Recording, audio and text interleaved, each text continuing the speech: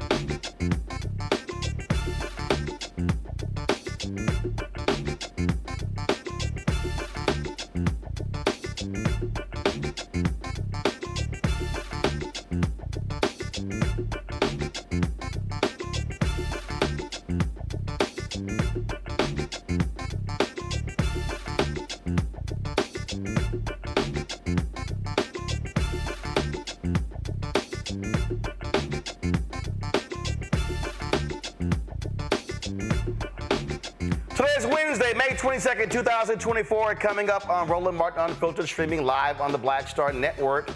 House Republicans, I told y'all they are not pro-life. They're calling for drastic cuts, tens of billions of dollars to subsidies for people who need food. We'll talk with Vice President for Food Assistance from the Center on Budget and Policy Priorities about these proposed cuts. We're just 1 week away from the 103rd anniversary of the Tulsa Race Massacre. Justice for Greenwood, Damario Solomon-Simmons will be here to talk about a preview of that. Also, the Democratic-led Senate confirmed President Biden's 200th federal judge today. We'll talk about the importance of these appointments and how they shape the courts for years to come.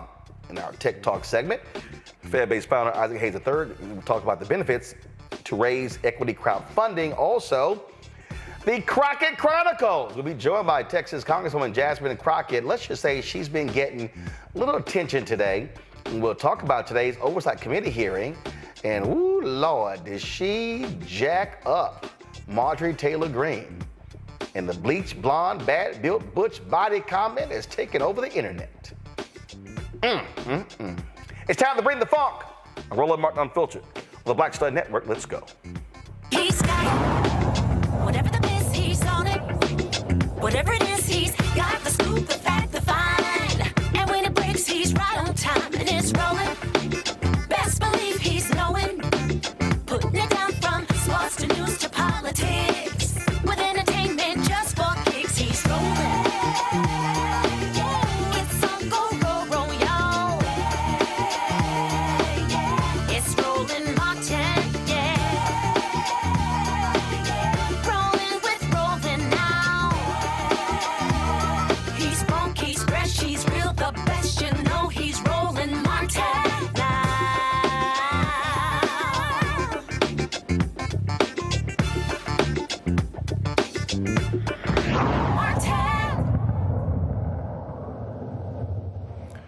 Millions of people in the U.S. don't have enough food or access to healthy food. Feeding America says more than 44 million people, including 1 in 5 children, face hunger. In 2022 alone, 49 million people turn to food assistance for extra help. Some 30,000 people, according to the Poor People's Campaign, die every year due to hunger. Now, the House Farm Bill, they are looking at $30 billion in cuts, which of course will affect SNAP benefits. Those cuts include so many different, the cost of a healthy, realistic diet. They also weaken SNAP's effectiveness in reducing food insecurity and poverty. Todd Jones-Cox, the Vice President for Food Assistance at the Center for Budget and Policy Priorities, joins us right now. Todd, glad to have you here. Walk us through this here, okay? When we talk about these cuts, first of all, for the people who don't understand, the Farm Bill is one of the biggest bills that Congress passes.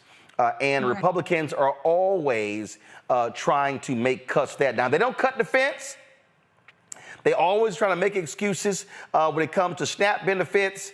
They always try to make allegations that it is filled with waste, when in fact it is one of the least wasteful programs in all of the federal government. The Department of Defense has failed audits for the last 8 years. So lay out what it is that they're trying to cut. Yes, and thanks. I'm so glad to be here with you, Roland. So basically, the Farm Bill, as you said, is a big piece of legislation. It includes almost 12 pieces, and it covers everything from conservation, commodities, nutrition, crop insurance. And what's happening, in the legislation, the text that we just saw from House Ag Committee Chair G.T. Thompson, is that in order to pay for ideas and, programs outside of nutrition assistance, they're going to reduce SNAP benefits going forward by $30 billion. So we're talking about in a time where there's high food prices, increasing food insecurity. House Republicans, this proposal is basically saying we would rather cut $30 billion from low-income people who need it and actually to fund other things in our Farm Bill, and it's a big issue. This would be the largest cut to SNAP since 1996, and these cuts will actually grow deeper over time. So every SNAP participant would receive less to buy groceries in future years. Okay, so explain to people, how much does the average person get right now for SNAP benefits? Great question. So right now, you get about $6.20 per person per day. That's what we're talking about. $6.20 per person per day to purchase food. So when you look at that number and you think about the fact that people have to purchase healthy food, have to purchase food for their kid, it has to last for a month, people are already overstretched not able, by the end of the month, they don't have any money left over. So to think about reducing that amount by, even if it was $1, even if it was $2, that is going to have real world impacts. I do want to say a little bit about, SNAP. We've seen from research, it actually reduces food insecurity. It has a huge impact on reducing food insecurity, increasing health outcomes for seniors, for children. It actually serves as a work support, because for when people are out of work or their hours are reduced, if they're on SNAP and they're able to eat, then they're able to continue to work. So SNAP is like our most critical and our most important anti-hunger program that we see has real world results, and it actually reduces racial disparities and inequality and food insecurity. And so what's the rationale being given? So the thing with the Farm Bill, right? Right now, there isn't any money. That's what they're going to say, right? There isn't any money in the Farm Bill to pay for all of these other initiatives, ideas, whether we want to give crop subsidies, whatever we want to do, there isn't any money.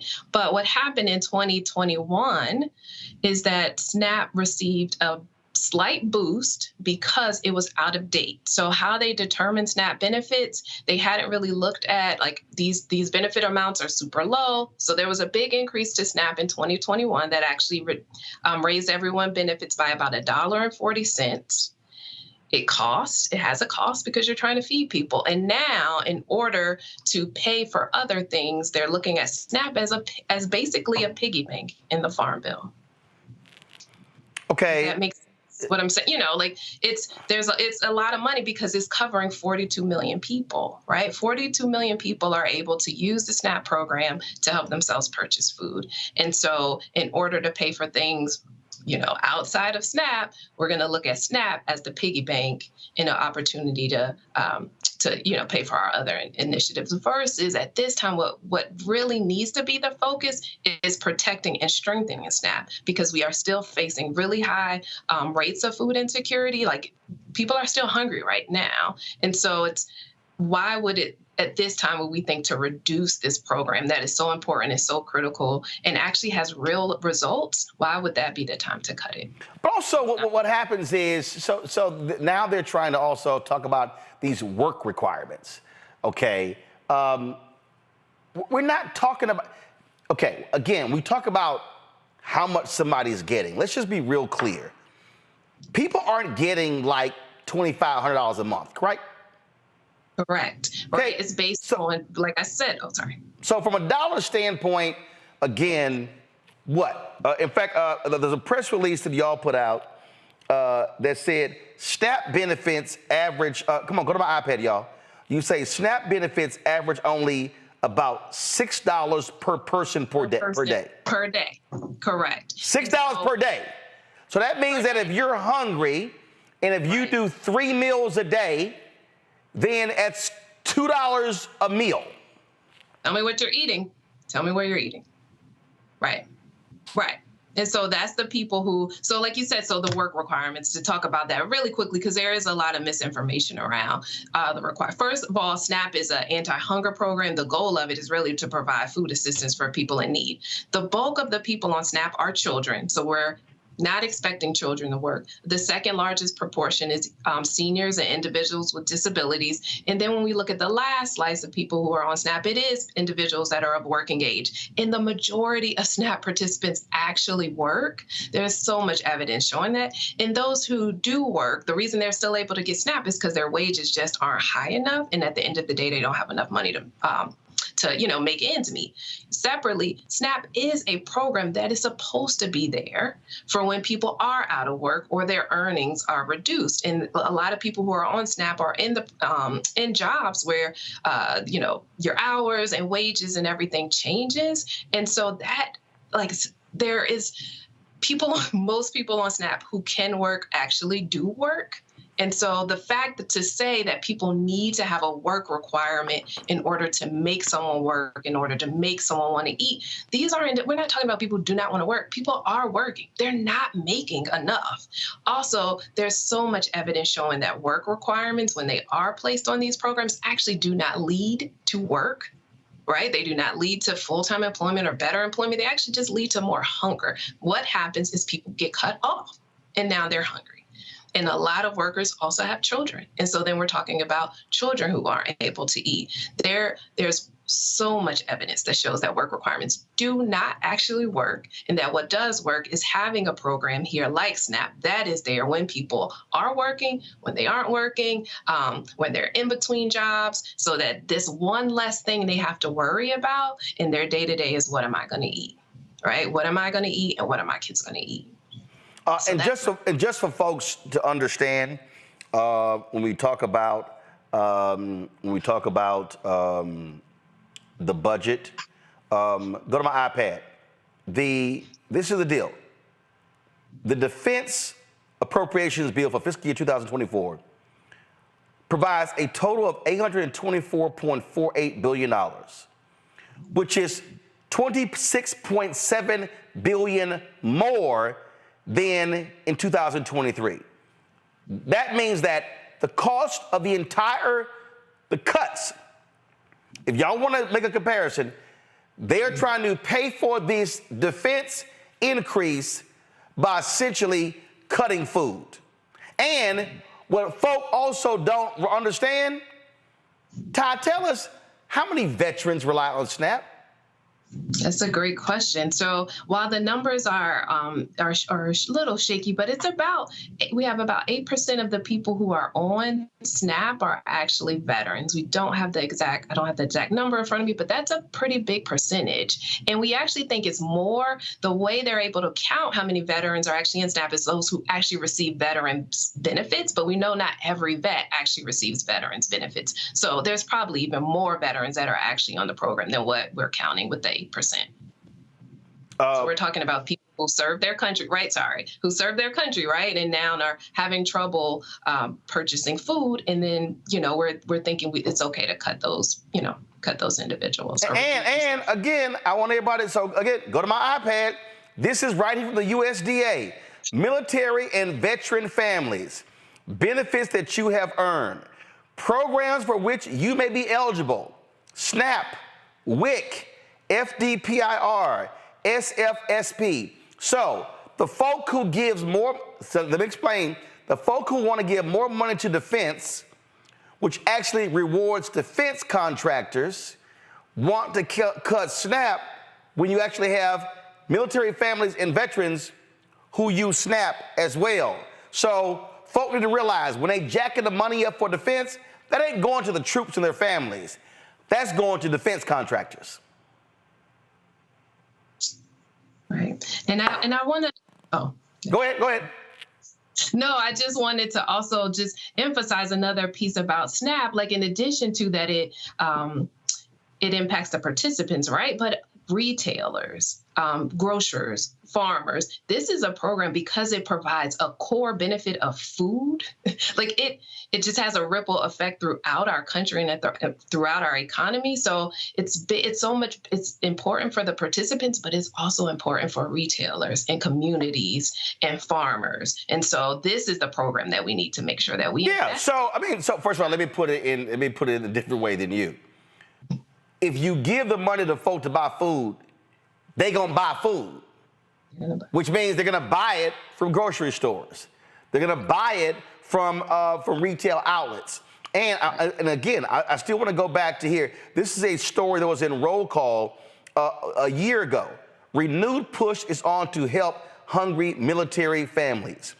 Thousands of service members still experience food insecurity. So when we talk about food insecurity in America, we are also talking about folks who literally are in the military.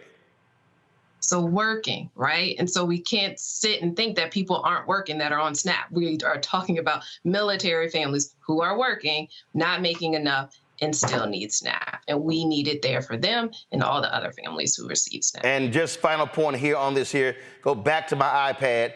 Based on the latest Defense Department survey of U.S. troops, some 286,800 in the active duty force, or nearly 1 in 4 military service members, experience food insecurity. 120,000 are faced with very low food security, meaning they periodically eat less, miss meals, or lose weight. the survey indicated the figures do not count the spouses of children of those troops, nor do the numbers include reservists and their families. So the bottom line is this here. They are also impacted by this. But again, the folks who say they love the military, they don't love them in this way right here. Ty, we appreciate it. Thanks a lot. Thank you so much for having me. All right, folks, got to go to a quick break. We'll be right back. Roland Martin Unfiltered on the Black Star Network. All right, thank you. I wanted the people of Baltimore to hear it from me. I have done nothing wrong. But I see that what you are trying to do is destroy this black woman for doing her job. I've heard your calls for no justice, no peace. However, your peace is sincerely needed as I work to deliver justice on behalf of Freddie Gray.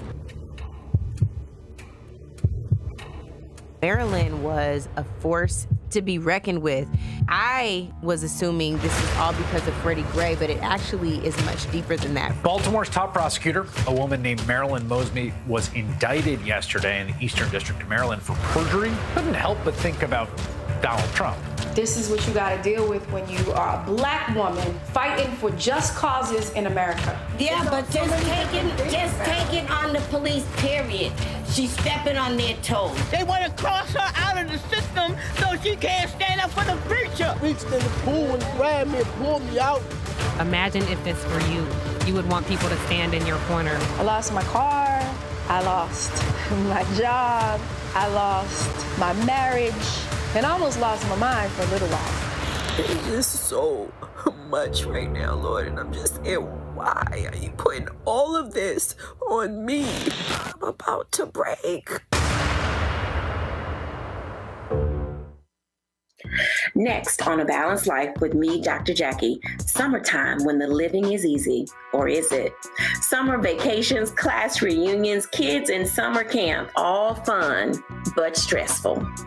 You need to get into a summer mindset and have a plan. Oh yes, our panel gives us their favorite summer planning hacks. On the next A Balanced Life with Dr. Jackie here at Black Star Network.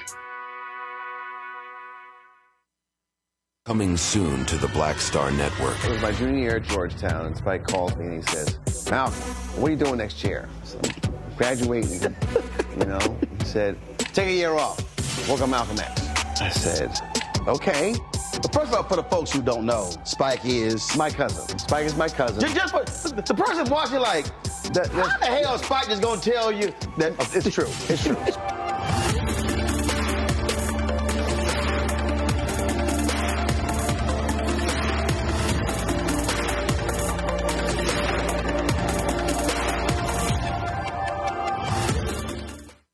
What's up? It's Tammy Roman. Hey, it's John Murray, the executive producer of the new Sherry Shepherd Talk Show. It's me, Sherry Shepherd, and you know what you're watching, Roland Martin Unfiltered.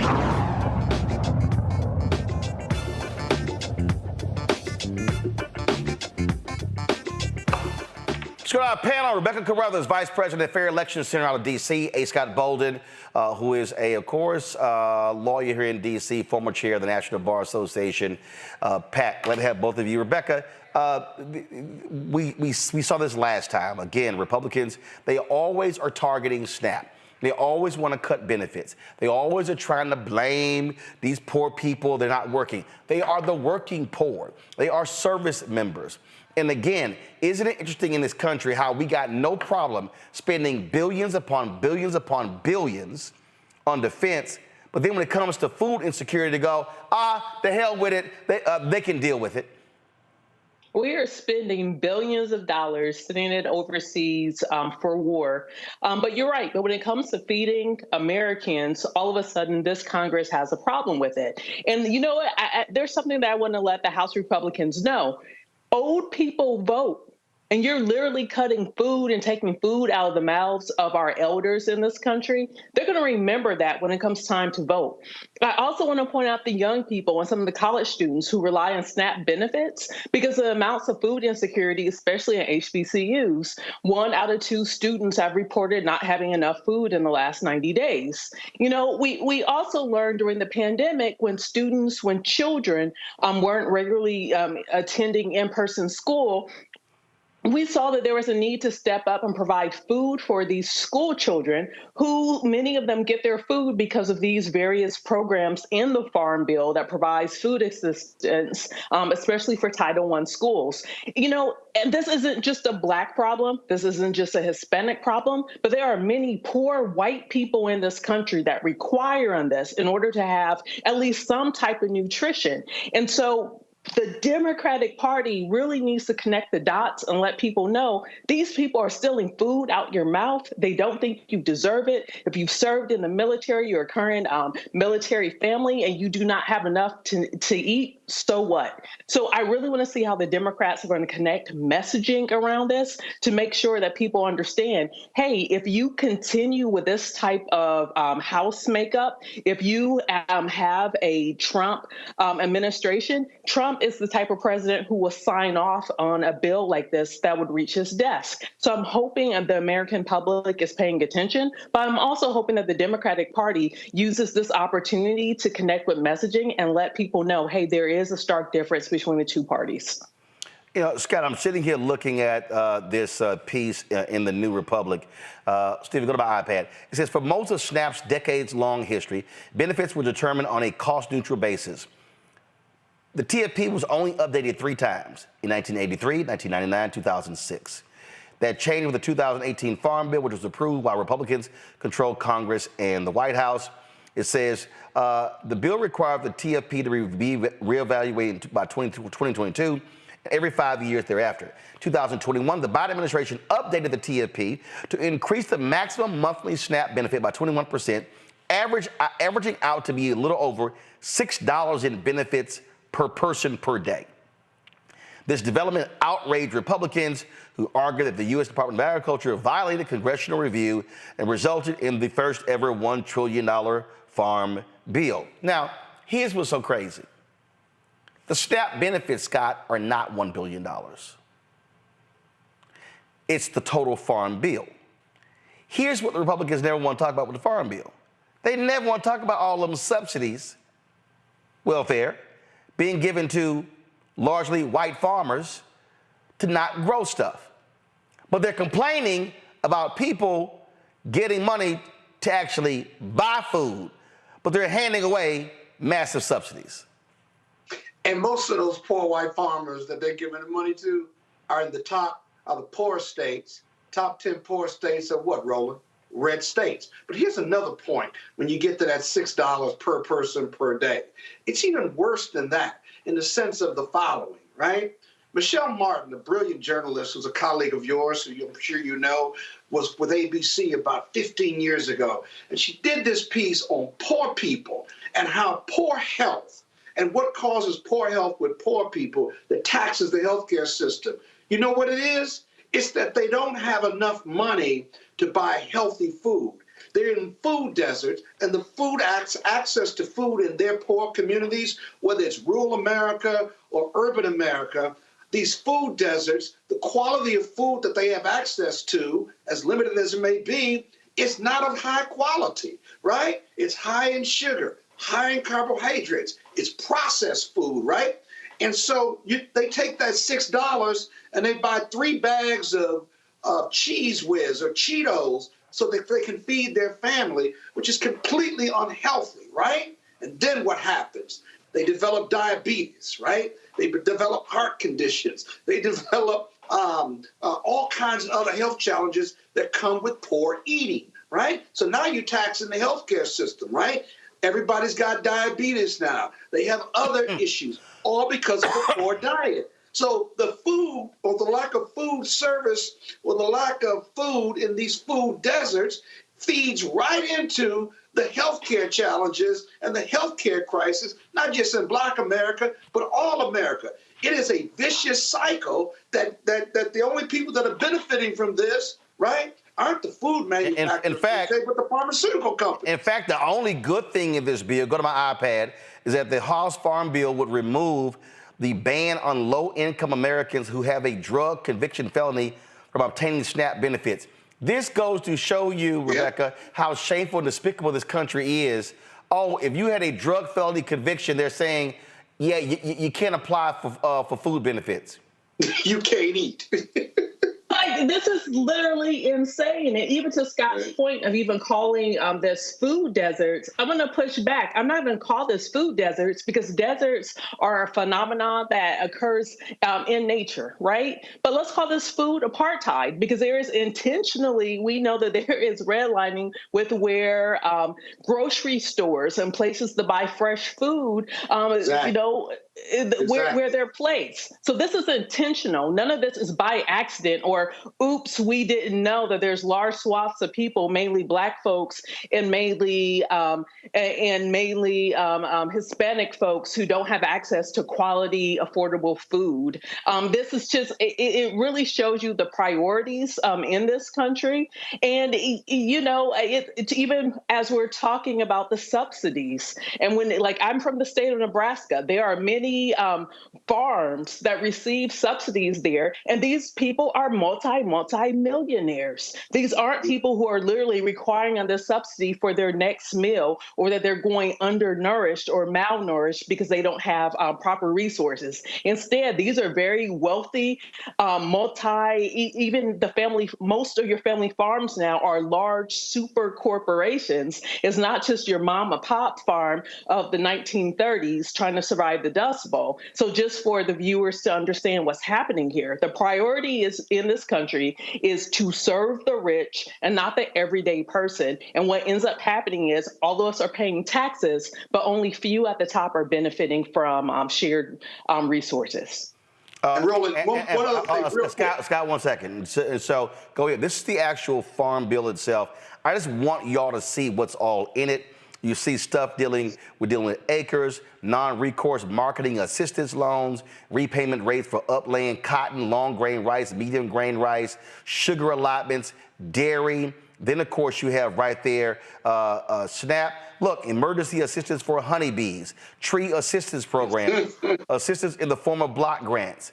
Then you have other areas, conservation. So really what they want to do is they want to cut $13 billion regarding climate change from this bill as well. As you see, environmental quality incentives programs, conservation stewardship programs, and other programs as well. And then, of course, funding and administration. You've got different programs there, agricultural, conservation, easement programs. So this bill covers a 5-year period.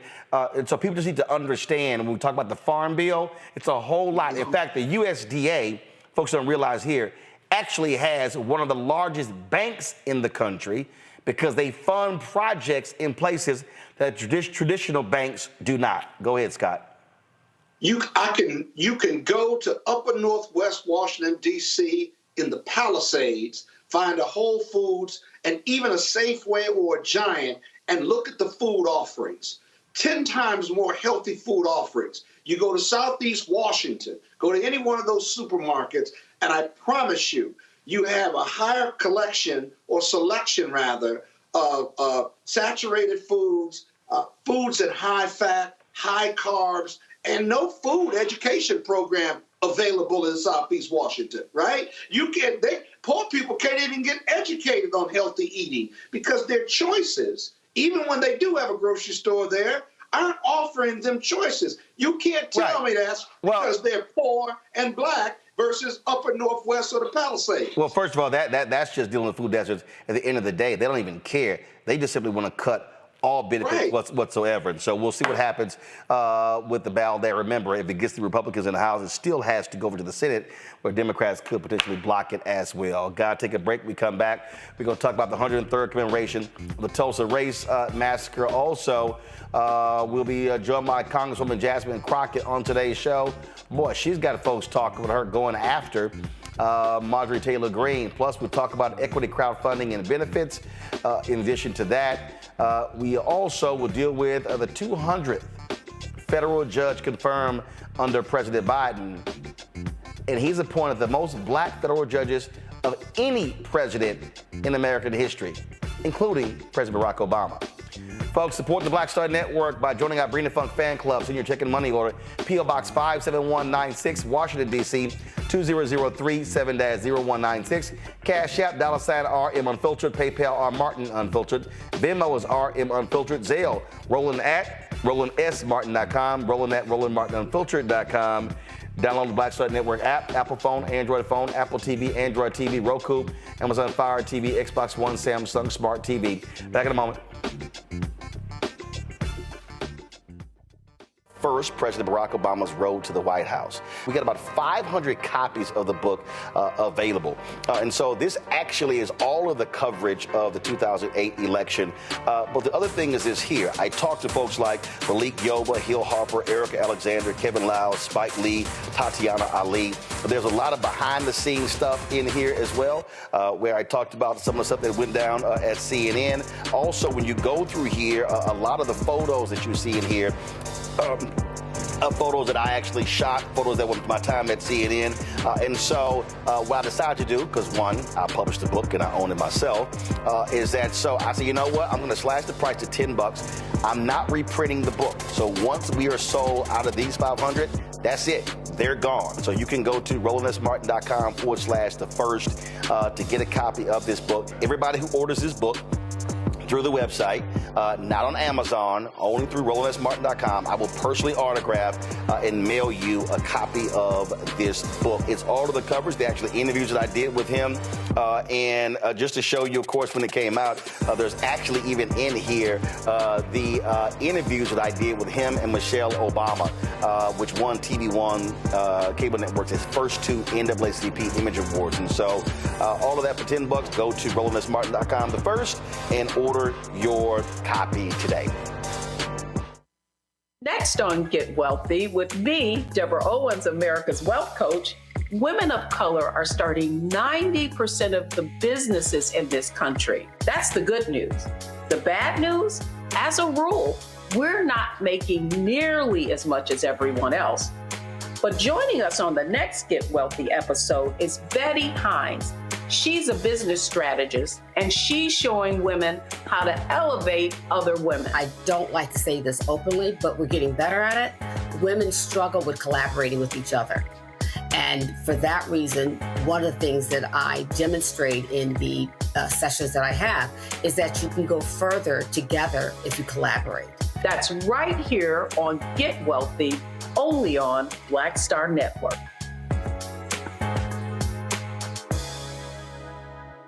Hey, what's up, y'all? I'm Devon Franklin. It is always a pleasure to be in the house. You are watching Roland Martin Unfiltered. Stay right here.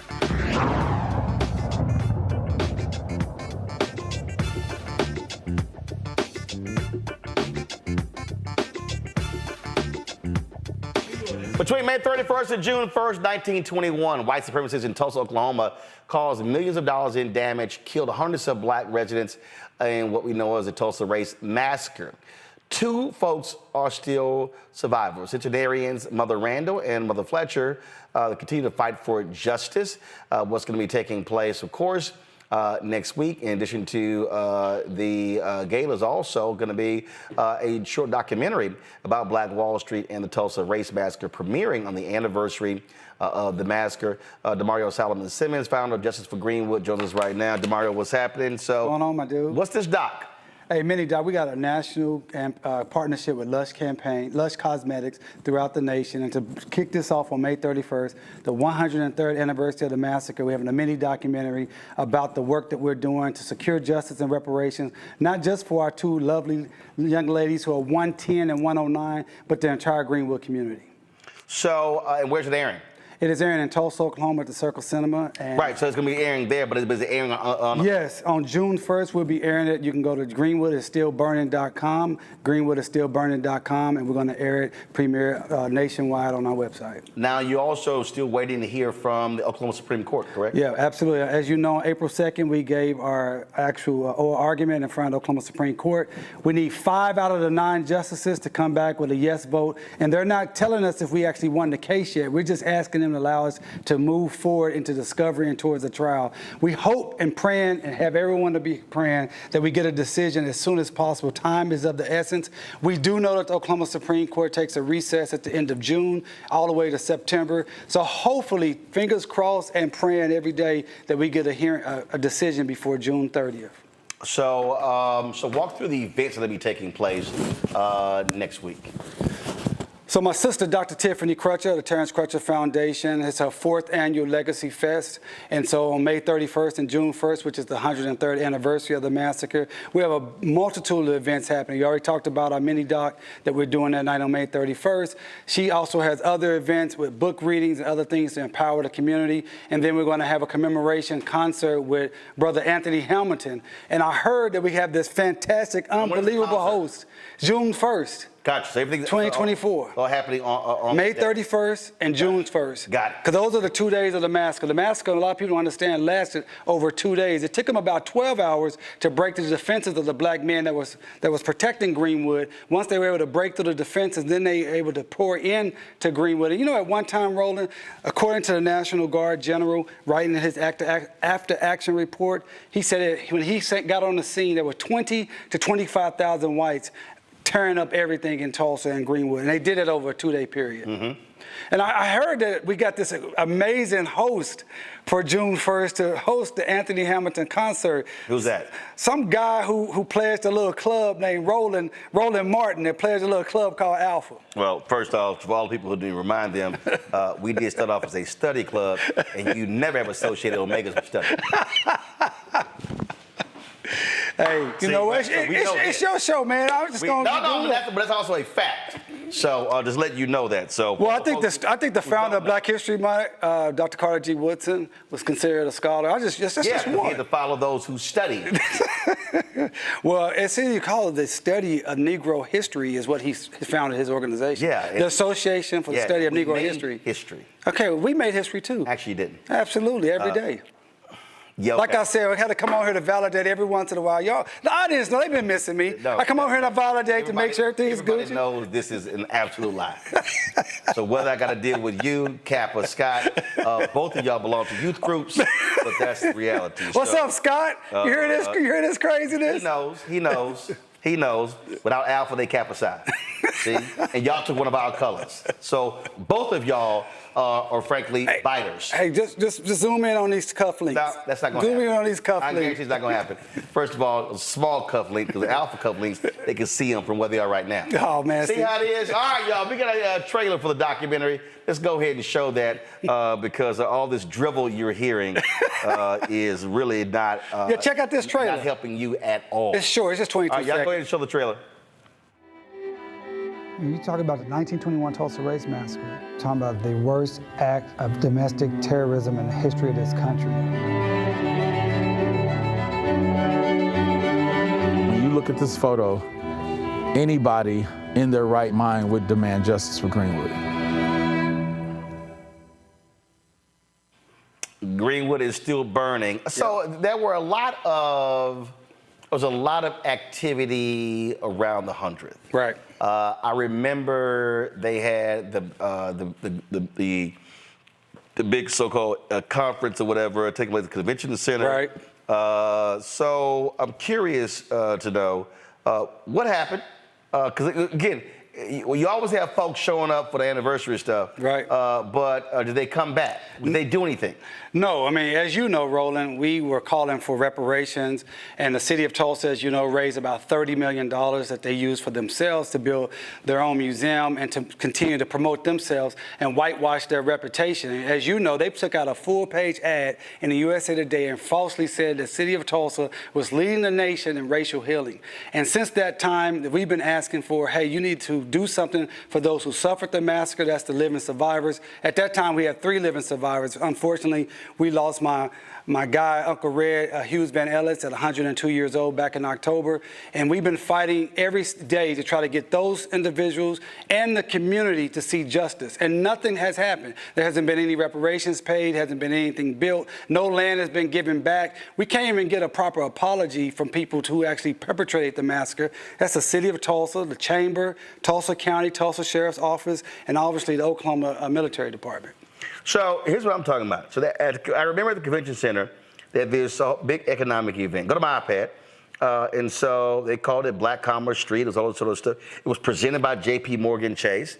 Have y'all at Justice for Greenwood heard from J.P. Morgan Chase since? Have they come and talk about funding any initiatives, anything like that? Now, I would have to say with J.P. Morgan, yes, we have had some conversations with J.P. Morgan. It's a brother out of Dallas that's looking to do some things, which particularly into the community. And so we're very thankful for that. But any commitments? That was 3 years ago.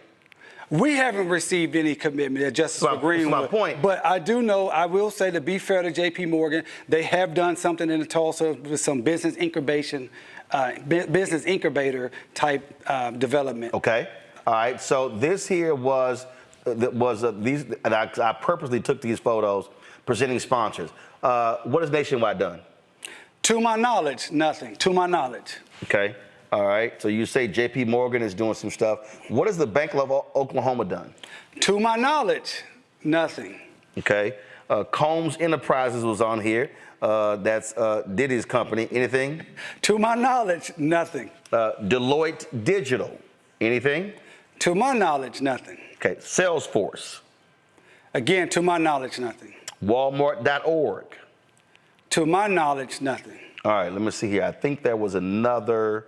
Okay. Silver sponsors. Capital Group. To my knowledge. To my knowledge, and when I say to my knowledge, of Justice for Greenwood, we have about 1,000 descendants in our network. And to my knowledge, I don't know of anything that any of these organizations that are listed here have done for any of the descendants or something that really tangibly benefits North Tulsa or Greenwood. That's my point. Right. National Association of Counties. I don't know of anything. Category, I don't know what Category Pirates is, but Category Pirates? Not to my knowledge. Moet Hennessy? Not to my knowledge. First Oklahoma Bank? Yes. Okay. Yes, First Oklahoma Bank is a very, it's a bank full of transparency. I bank with them, and they support the community. They support a lot of businesses in the community, great folks at First Oklahoma, so I can vouch for them. I'm not sure what that M is. I don't know what that company is. I have no idea. Prudential? Not to my knowledge. Public Service Company of Oklahoma? Again, not to my knowledge. That's specifically for black people who suffered the massacre and are still suffering the continuing harms of the public nuisance. I'm not aware. Prosperity Bank? I'm not aware. QT? QT is one of the biggest companies in Oklahoma. They do a lot of things in the community, but I don't know if anything specifically related to the massacre. Boeing? Again, they have a big footprint in Oklahoma, but I don't know anything specifically related to the massacre or improving the conditions, the public nuisance conditions where black people live 11 to 14 years less than white Tulsans. I don't know of anything that Boeing is doing. Vast.Bank? Only thing I know about Vast.Bank is they're one of the many, many white-owned organizations or businesses that have recently moved into the Greenwood community, and they're very proud to be in the Greenwood community, but I don't know if anything economically development related for black people or Greenwood descendants. And the Executive Leadership Council, that's obviously the group of black corporate folk, but has EOC done anything? Have they reached out to y'all? Has anything happened? I have not had any dealings with ELC as an organization. I will say John Rogers, who is of Area Capital, he is a descendant. He's a descendant of J.B. Stratford, who was the richest man in Greenwood, right, and owned the Stratford Hotel, was a multimillionaire attorney and real estate mogul. John Rogers has been very active with us. He's a supporter of us. But the John's the individual. Right. This is ELC, the organization. Not to my knowledge. And so, so when we were in Tulsa, I purposely took photos of the banners. Right. Because every year I bring this up. Right. Because for me, this was a big old event. They had all kind of folk here, all kind of potential investors. Right. And for folk who understand, everybody who's watching at home understand. So let me explain to you how this thing went down, okay? So there were literally two events happening. Right. You had the white folks event. That's what this was. Okay, and there was black involvement happening at the convention center. Then you had the actual black folks event happening at the cultural center. Which was Tiffany Crutcher and myself. There you go. Leading that. And so I went down to cover this. And in fact, what happened was I was supposed to speak on a panel. Y'all were trying to get folk not to participate in this here. I wanted to purposely participate because I wanted to actually ask every company represented what were they actually doing? Right. But Biden was actually speaking, and the Secret Service was closing the road off. You had to be in the zone by a certain time. So I could not speak on the panel. I remember that. So I wasn't happy that I could not confront them directly. That's what you said you wanted to go do and confront them. I said, no. I want to be on the panel. I said, because somebody needs to say, if y'all sponsoring this conference, because here's my problem, and it's not just with this event, it's with a lot of these events all around the country. Folks sponsor events. They sponsor summits. They sponsor these things. And pennies on a dollar. And the organizing entity, they get those dollars to put on the event. Folk then able to get selfies, photos, run press releases, put it on social media, make themselves look good. But then what are you actually building in the community? So I just think, although y'all don't participate, I still think Justice for Greenwood should be contacting each one of these entities, saying, all right, y'all came to Tulsa 3 years ago, big old fanfare, what y'all gonna do? Right. I mean, that's the conversation that we for sure we've had with JP Morgan Chase, because not only did they come to the event and make a big deal while they're in Tulsa, through our research, we found that out of the 25 banks that were in Tulsa at the time, many of the banks, when our people's bank books, so people don't understand, back in the 1920s, you had a bank book, and that's how much you knew how much money you had in the bank. Well, the bank books were destroyed or stolen or burnt up, so they couldn't get their money out the bank. So these banks just kept their money. So not only did they lose everything, they didn't get the insurance benefits. Which banks? Well, all those banks are now owned by 2 banks. Okay. One of the entities is JP Morgan Chase. And the other entity is Bank of Oklahoma. Okay. And so we have been trying to talk to both of those entities and say, you have a specific obligation to the community, because this money was taken by these banks that you now own. So y'all been trying to talk to them. What happened? So far, we have not gotten what we want to get to. Okay. Have y'all had meetings with key executives? Who have y'all? We have. I don't know if we have the right people. So maybe you can help us get to the right people. Okay. So I think y'all should be demanding a meeting with Jamie Dimon. Okay. Who is the CEO of JP Morgan Chase. Damn it, the other people below him. No, y'all should be saying, this is what we want. And since it's next week's, I would actually make sure he gets that. I can get it to a couple of people who put it in his hand. But it needs to be him and whoever's the CEO, he said First Oklahoma Bank? Right. That's who y'all need to be meeting with. Y'all need to demand a meeting. We want a meeting. Bank of Oklahoma. Bank of Oklahoma. Y'all should be saying, we want a meeting with the CEO of both of those banks to discuss this very issue. That should be the conversation. I like it. Let's make it happen. And while we're doing that, the insurance company. See why alphas are here? The insurance company. Hey, go ahead. Make it happen. Go ahead. Don't just talk about it. Make it happen. That's my point. Don't just talk about it. Make it happen. Hold on. First of all, you talking to the wrong one now, because I will literally send that text message. Let's do it. To his number 2. I'm ready to go. I'm ready to go. I'll stay here and we'll go to New York together. Okay. Let's make it happen. So and while we're doing it, you mentioned the No, go ahead. What's the insurance companies? The insurance companies. We're talking about, so for instance, the Hartford. We spoke with the Hartford's general counsel. We've spoken with, and then they kicked us over to the DEI person, which was a fantastic No. But we wait a minute. This is not about DEI. This is about what you owe. They always want to see you to the Negro whisperer. That's right. No. That's right. Okay, so y'all talking. And she was a fantastic person, by the way. Don't mean nothing. She ain't got no P&L responsibility, and she got no budgetary responsibility. So y'all met. Okay, Hartford. You said the Hartford what? Hartford Insurance Company. Okay, who else? We're talking about AIG. Okay. All right, we're talking about Chubbs.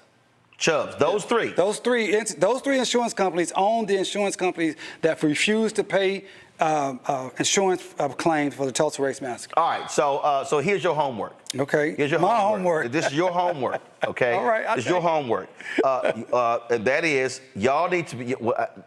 Draft letters. We have letters to the CEOs. We can just change off That's fine. From the general counsel to the CEOs of all 5. So the 3 insurance companies and the 2 banks. Okay. Do that. As soon as y'all draft that, send it off. Get us a copy. We'll put it on the show, and then again contact them about conversation, because and I still say this here, y'all need to be contacting. And I'll happily text you these photos that I took. Thank you very much. Every single one of these companies saying, you came there for the photo op. Right. What are you doing? Right. You know, there's a lot of individuals came too. Can we contact them too? No, we're going to deal with the companies first. See, Okay. I'm going with the money first. Okay. I'm going with the money first. Okay. And then we can get to those folks as well, because this is my biggest problem with most of these events. It's photo ops. Yeah, and they whitewash it. And it's what I call large check, small amounts. Yeah, absolutely. Big ass check they present, and it's $5,000. Right. Bring the small ass check for the small amount. Right. Now, you're $1 billion organization. We supposed to feel good. Right. About. Don't come with that big ass check. I mean, that don't do nothing for me. Right. And so again, so that to me is how then you tell the folk, if y'all stand with us, no, we want y'all tweeting this out, posting this, things along those lines, because that's the pressure that has to be brought to bear when it comes to these entities. Again, they love talking what they doing, but as I always say, I'm going to praise you for direct deposits. But see, this was one of the main things, and everything you said is right on point, Merlin. But as you know, during that time period, a lot of these entities their money was being diverted to this museum that the city was supporting to build for tourism. So people can feel good, like, oh, I gave to that museum, I'm absolved here. No. But that money has not trickled down to the actual survivors, the descendants, or the black community that's my point. That's suffering today. That's my point. And then when you do that and say, we're going to put a number on this.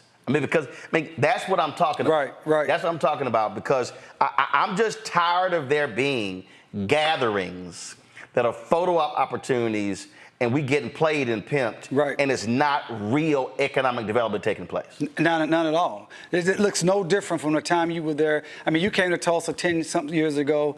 It's no different in North Tulsa. In fact, it's worse. Like, for instance, every single one of these companies should be advertising with Black Wall Street Times. See, so what I'm talking about isn't just, I'm not interested in community grants. Right. I'm talking about business. I'm talking about contracts. Right. Business. Businesses. Right. And that is every single one of those companies. They've got transportation companies, catering companies, audiovisual companies. They got PR companies. They got professional services for law firms.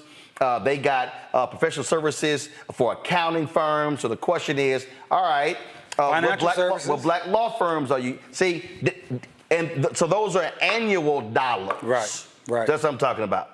Right. I mean, this is why your show is so important and what the work you're doing. I mean, you're the only person in the nation that's doing this on a national daily service. And I hope everybody understands why we have to support you so much, because you're talking about things that actually matter beyond some headlines, beyond some gossip, beyond some pop culture. You're talking about business, contracts, annual money that we can actually build our communities up. And it's very, very important. And you're absolutely right. Everybody came in and they wanted to leverage the Black Wall Street story. And that's another thing. They kind of co-opted the whole Greenwood story because they wanted to make it all about capitalism and pull yourself up by the bootstraps. That is not what created Greenwood. That's not what created the greatness of the black community called Greenwood. It was cooperative economics. It was land ownership. It was a decision, a freedom mind state to say, we want to create for ourselves and recirculate the dollars amongst ourselves. Now, of course, there was segregation, but segregation is not the reason for Greenwood. Right. Segregation, they said, okay, we see what you're doing. We'll be good over here. Right. Well, here's the deal. So yeah, I'll be there next Saturday. That's right. But let's get these letters. Let's get it to them. Then we gonna follow up, pushing them and putting that pressure on them as well, and say, no, damn that. Damn a meeting with the no. Jamie Dimon and his leadership team. And then we're gonna sit here. Matter of fact, let me just look right now here, because I don't play this. J.P. Morgan Board of Directors. Who's on the board? Who's black on the board? Go to my iPad. I think Melanie Hopson's on the board, isn't she? Okay, our leadership right here. Let's see here. This is the board of directors. Alicia Bowler Davis. Oh, boom! Melanie Hopson is on the board of J.P. Morgan. This is the operating committee. Here we go. Got it. All right, not a problem. So here's the whole deal. You get me your Jamie Dimon letter. I will send that to Melanie Hobson. I will text that to her directly. Done. And we're going to come back and we're going to talk about it. That's how I roll. Let's do it. It's a done deal, and we're going to come back and report on it and see what happens from there. And then you said AIG. I said AIG. I said Chubb. I said Hartford. AIG board. I can even show you the letters that we got back from these entities. Oh, good. No, send me those too. Those would be interesting for you to talk about. Ed Dandridge, EVP, Chief Marketing Communications Officer. I think I know Ed. I think I met Ed before, but that's easy. Let me see here, because I think, I thought they have a board. Oh, AIG Board of Directors. Here we go. James Cole's a brother. He's on their board. Diana Murphy. Okay, they got one brother. Okay, so I'm gonna track homeboy down. What did you say? Hartford or what? Hartford, the Hartford Insurance Company. Hartford. H-A-R-T. Insurance company. Okay. Yeah. Make sure you say Hartford. No, I'll help you out, Alpha. Now you know doggone well. I'm helping you out. I was helping you out, man. You know I don't need on your show. I don't want you looking bad. Want the Twitter fear talking about Roland can't spell. You know I don't need no help from you. You are a national guy. This is their agent home about. Let's see here. There we go. Leadership. Let me see here. All right, Christopher Swift. So we're gonna make sure that letter goes to Christopher Swift. I don't want to see that DEI stuff. I don't want to see none of that.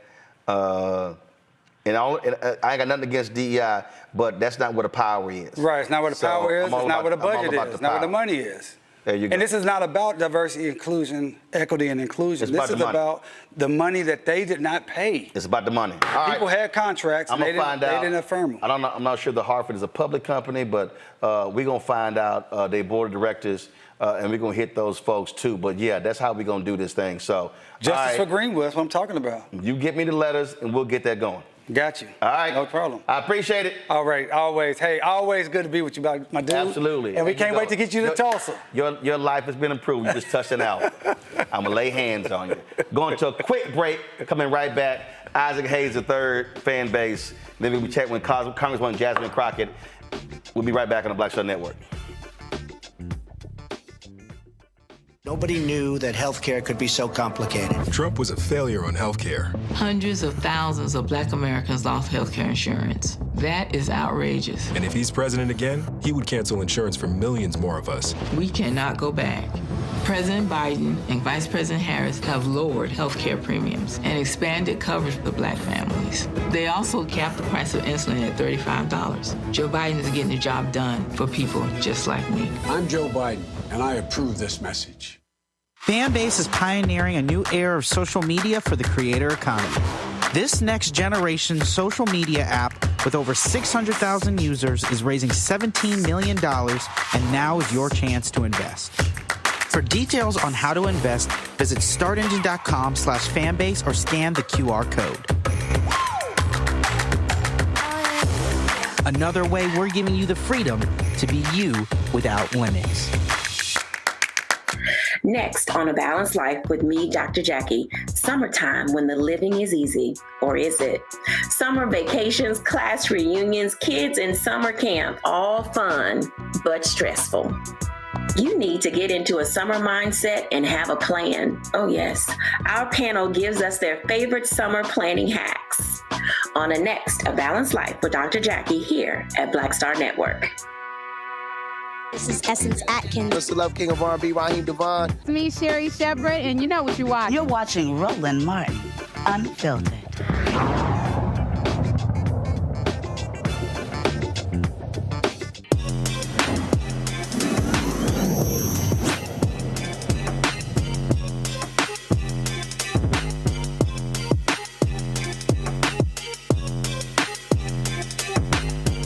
Massive changes have happened when it comes to raising money these days for companies. Crowdfunding is a huge way to do it. The rules have changed, which also make it a lot easier for Black entrepreneurs.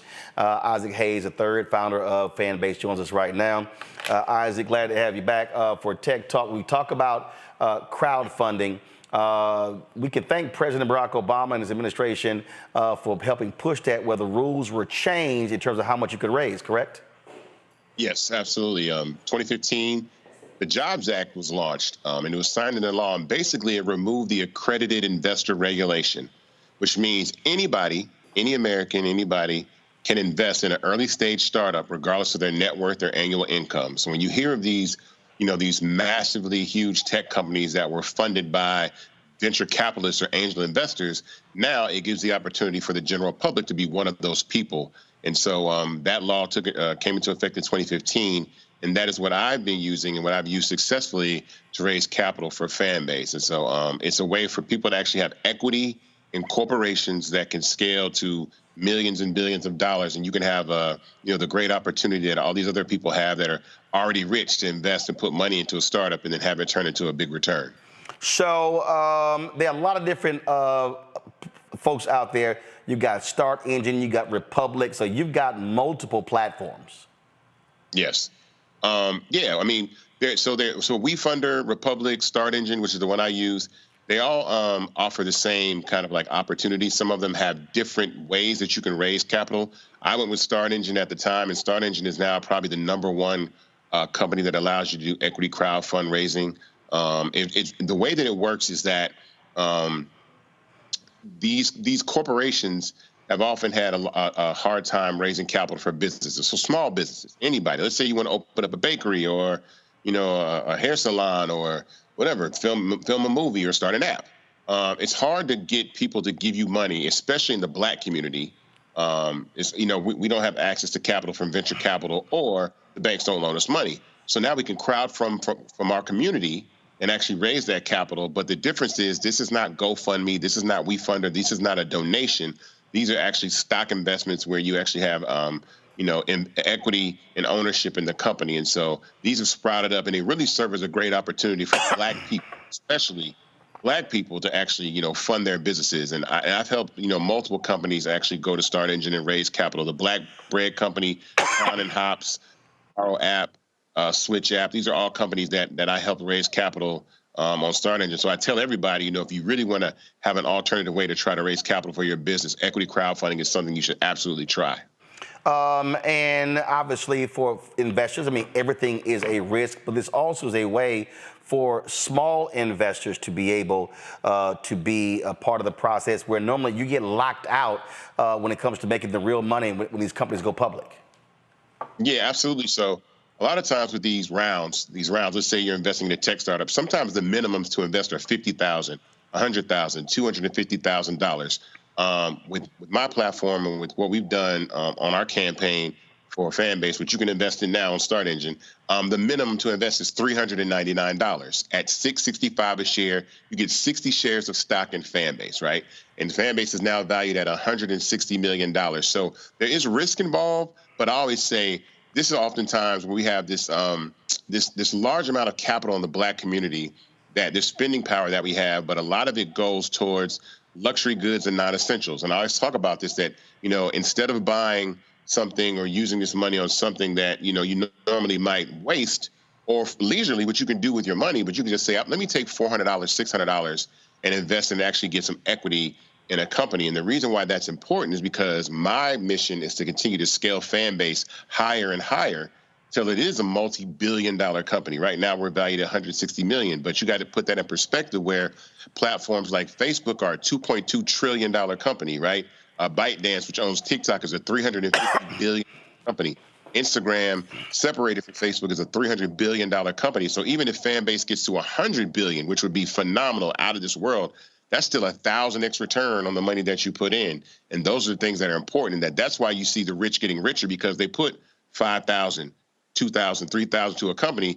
It winds up being a 5,000x return, a 100x return, a 2,500x return. And then you keep doing that over and over again. So I tell everybody, that's how we got to kind of invest in our businesses. And then especially with social media, because Black culture contributes so much to social media. We're the music, we're the dances, we're the comedy, we're the skits, we're the culture, we're the fashion, we're all these things.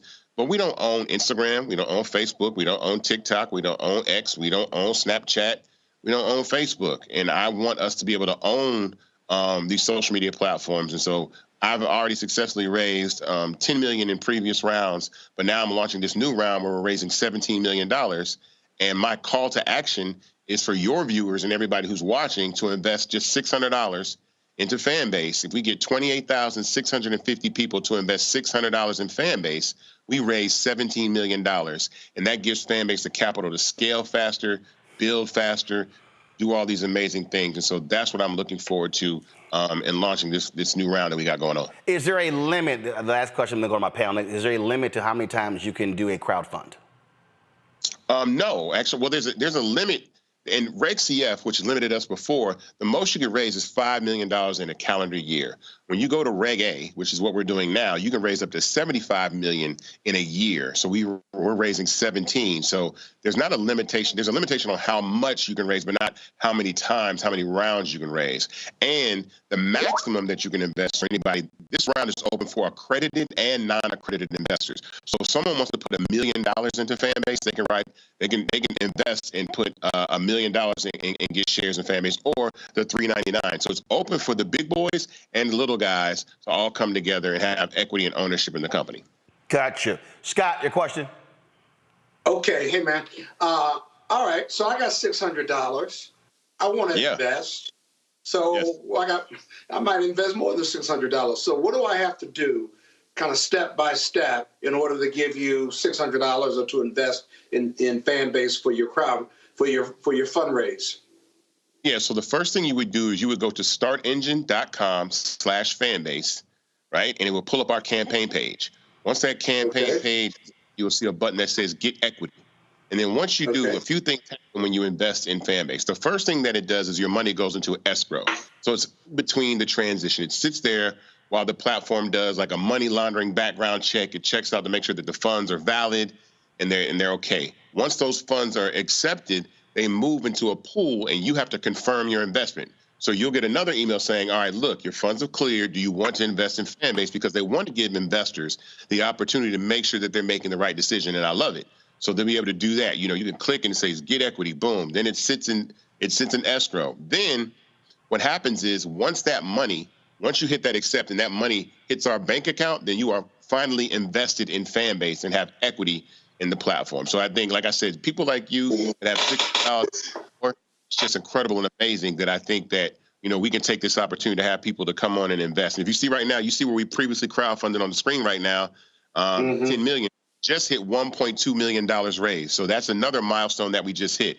And so again, $600, if we get 28,650 people to invest in Fanbase right now, we raised $17 million, and it gives us the money to scale. And I'm going to catch these platforms. That's what this money is raised for: protecting our IP, scaling up infrastructure, building up the company, hiring more employees, doing catch-up functions. So a lot of these things are, amazingly important and crucial for us to do this. And I'm the only founded social media platform in existence that's giving anyone the opportunity to actually have equity in the company, to actually have ownership, stock. Like when you see these companies that wind up being multi-billion-dollar companies, that's the reason. So you can go to startengine.com/fanbase, click Get Equity, $6.65 a share. You'll get, for $3.99, you'll get 60 shares of Fanbase. But I always say 600 because that's just a nice number that I feel like will actually round out and say you'll get more than 60 shares, which will actually help us close the gap on raising this capital for our round, and it'll make things move a lot faster for the company. Rebecca? Well, I might have to change my mind. You got to source my money and everything? Yeah, we got to do a background check on you. Rebecca? No, man. Hey, Isaac. Thank you so much for being here tonight. So tell us more about your experience with being a Black founder. The reason why I'm asking, I saw your post the other day where you were talking about that messaging app that was able to raise a couple $100 million. And it turns out that they had a bunch of fake user accounts. So tell us what it's been like actually trying to start this up as a Black founder, and then what it's been like with even talking to VCs and trying to raise money. Ooh, that's a good one. So, well, most importantly, I think angel rounds, which I had to do, and I just invested in myself. To be totally frank, I went out on a limb and took $200,000 of money that I did not have to spend to build an app to build Fanbase. And so I spent $200,000 building the very first version of Fanbase. And my reason for doing that is so that I would have to prove myself, so that I couldn't walk in there on a sheet of paper and just say, hey, I want to build an app, and somebody cut me a check for $20 million, like a lot of white founders do. Sometimes these founders get cut checks without even proving they can build anything. But I knew, as a Black founder, I knew that the odds would be against me. So I put my money where my mouth is and spent $200,000 to build the app. Once we did that, COVID hit and we really couldn't move. But one of the things that I noticed is that there's such an inequity that exists between the ability for Black people to raise capital from venture capitalists, or who are the primary people that fund these startups, and everybody else. I think in 2023, to be exact, I think less than 0.5% of all the venture dollars, the billions and billions of dollars that went to companies, less than 0.5% went to Black founders. That's how hard it is for Black people to raise money for venture capital. But then you have these guys that can have 95% fake users and raise $200 million from SoftBank, you know, and it's just crazy. So it's an uphill battle for us, but the thing that I think is on our side, especially, and I speak specifically about social media, is that's something that I know that is really what we leverage. It's really what we make popular, what we make, you know, trendy and actually valuable. And so I said, well, who better than to give equity to than the community of people that make Instagram cool, that make TikTok cool, that make Snapchat cool, that make, you know, these platforms cool. So that is my goal, is to say, look, we need to have ownership in these companies, and we all ride together. And then when fan base exits eventually or gets acquired, we go do it again with another app or another business. And we keep repeating this because we need to turn our creations, we need to turn our innovations into acquisitions. Because if not, we are customers to our creations. And that's the thing that I say that's extremely important. We're customers to Instagram. We're customers to TikTok, right? But we should actually own these platforms. We should actually have equity in these platforms that we scale. So it's been challenging, but it's definitely down racial lines for sure. I'm here to do it. I'm gonna keep doing it. All right, Isaac, we appreciate it, man. Thanks a lot. All right, be well, folks. Again, startengine.com/fan base. When we come back, we're gonna talk Black federal judges. President Biden, Vice President Kamala Harris make history with the number of Black federal judges appointed. They ain't done yet. You're watching Roland Martin Unfiltered on the Black Star Network.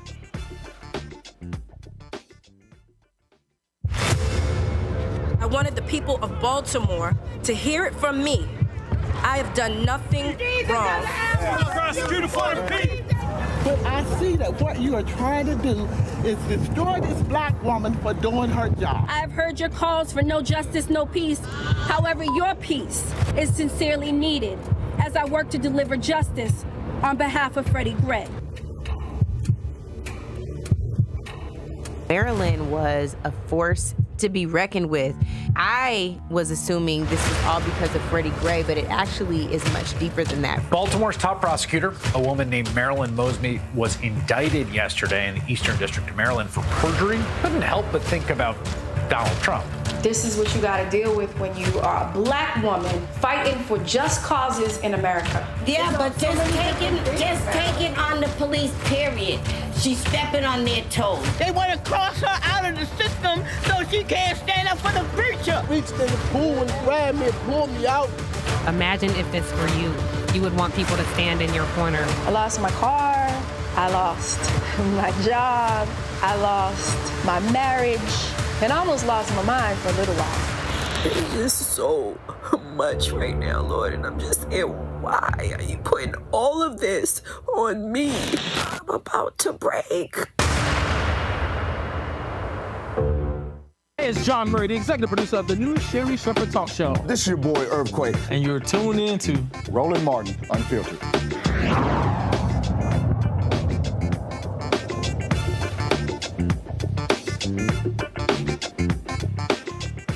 Folks, Senator Chuck Schumer today posted a tweet where he announced the 200th federal judge confirmed during the Biden administration. The White House also put out a press release with regards to the 200th federal judge. Folks, this is the release that was put out. Today, we reached another milestone in the effort to protect the freedoms and liberties of all Americans, the confirmation of the 200th federal judge since I took office. But it's not just those 200 judges, folks. We have a significant number of African Americans who are federal judges. Pull the number up. Y'all got that? Folks, the numbers are clear when you talk about the judges. This is the largest number of Black federal judges ever appointed in the first term of a president. Okay, let me repeat that because some folk think, oh, it's just Judge Ketanji Brown Jackson. No, it is the largest number. the largest number ever of black federal judges appointed by a president in one term. Some of y'all are saying, really? Yes, really. Yes, even more black federal judges appointed and confirmed under President Biden, as well as Vice President Kamala Harris, than even President Barack Obama. 58 total black judges, 37 black women. Joining us right now is a former federal judge, retired federal judge, Vanessa Gilmore. Judge, glad to see you. Listen, so I'm always trying to explain to folk who, Obama's our forever president. No, he's not. He was only there 8 years. That's it. That's the total number. What's forever are federal judges, because they can serve for life. That's the thing you pay attention to. And we talk about federal judges. We saw a Texas federal judge stop the Biden credit card charges being capped at $8. We saw a federal judge, a Trump federal judge in Amarillo, rule on the abortion pill. So people that don't understand, you were one of them. Explain to people the power of one federal judge out of the more than 900 in the country. Well, more than 900, Roland. In fact, there are 1,409 sitting Article 3. That is, Article 3 means appointed for life federal judges in the United States right now. And of that number, 59, less than 4%, are African-American women. The motivation, I believe, of President Biden to try to give a fair opportunity for women and people of color to be able to sit on these important seats, I think is motivated in part by a clear understanding of the gross disparity in terms of the numbers of African Americans and people of color, other people of color, and women that have traditionally been able to have opportunities to be on the federal bench. There are still 16 states in the United States that have absolutely no federal judges of color. And as you said, federal judges are sit in a powerful position. They are appointed, can be appointed for life. And the joke goes, you know, the difference between God and a federal judge, God doesn't think he's a federal judge. And so this is really an opportunity to equalize and to make the judiciary look like not just the United States, but even just to look like what lawyers, the population of lawyers look like in the United States. There are 1.3 million lawyers in the United States. 1 in 5 is a person of color, and 1/3 are women. And yet we do not have that same kind of representation in the federal judiciary. 70% are still men, and 78% are white judges. And so this is just an opportunity. 78% of all federal judges are white? Are white. So this is an opportunity for President Biden to sort of step up and give people who have always been willing and able to serve an opportunity to serve. Again, for the people in the back who don't quite understand, Donald Trump, 4% of all federal judges appointed by Donald Trump were black. Yes, that 4%. If you looked at that chart that you just put up a moment ago, it showed the disparity in terms of the number of judges that were appointed by Presidents Obama. The next chart, I believe, Presidents Obama, Trump, and Biden. The first column on the far left represents the judges of color that were appointed and women that were appointed by President Obama. And then you get to the next one, Trump, and you see that red circle represents mostly white men that were appointed by President Trump. And then you get to Biden, and you see the vast disparity and diversity in terms of the number and the type of people that he has given an opportunity to be appointed to the federal bench for life. So you can see just by those charts right there at the bottom how vastly different. The chart at the top shows gender. Obama in the first column, Trump in the middle. You see it's the majority, more than 75% were men, and you see what we have now with President Biden. Very, very different in terms of the opportunities that President Biden has been able to give to people who have been willing to serve. Now he's giving them the ability to serve. But it's not just Biden appointees. You got to have a Dem-controlled Senate to also confirm those judges. And so those two things go hand in hand. Now, if folk want to understand what Donald Trump is saying right now about federal judges, listen. Then I called up my people and I said, I have a guy from New York who's an incredible lawyer, he's got the right temperament, he'd be a really great judge. Oh, good, sir. How old is he? I said, he's 69, sir. So he's going to be there for 2, 3, 4 years. We like people in their 30s, so they're there for 50 years or 40 years. We don't want, and as soon as they said that, I realized, yeah, they're exactly right. My administration will again adopt rock-solid constitutional conservatives to be federal bench justices and judges, but in the mold of Antonin Scalia and Justice Clarence Thomas, who, by the way, right now is under siege by the radical left. Yeah, under siege because he's taking gifts from white billionaires. Let's just be real clear. And the reason that distinction is important because he can mention Clarence Thomas, but he ain't talking about naming no black judges. Again, it's going to be largely white men. When I talk about the power, again, I grew up in Houston, and there have been thousands of federal judges since I was a kid, but the name William Wayne Justice sticks out because I heard his name every single day on the news because he oversaw the Texas prison system.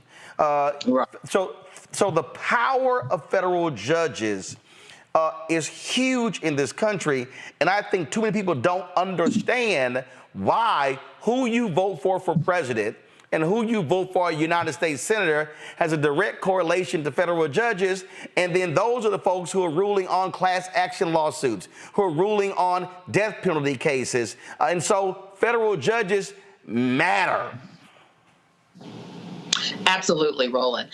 You've hit the nail on the head in terms of that one. First of all, only senators that are of the same party as the president can recommend somebody to be nominated by the president to become nominated for a federal judicial position. So if there is a Democratic president, only Democratic senators can recommend somebody to the president to be nominated to the federal bench. So who those senators are matters just as much as who the president is matters. Because once those judges are appointed, they are deciding many important issues, like the ones that you raised, gun rights. They are considering issues relating to women's right to choose. They are considering and evaluating important environmental issues. In terms of the Clean Air Act and the Clean Water Act. They are deciding very important issues in terms of school choice. So there are a number of issues that are under the direct control of federal judges. And what people don't understand is that the federal trial judges make a lot of those decisions. Very, very few cases make it all the way to the Supreme Court. The Supreme Court hears less than 60 cases a year.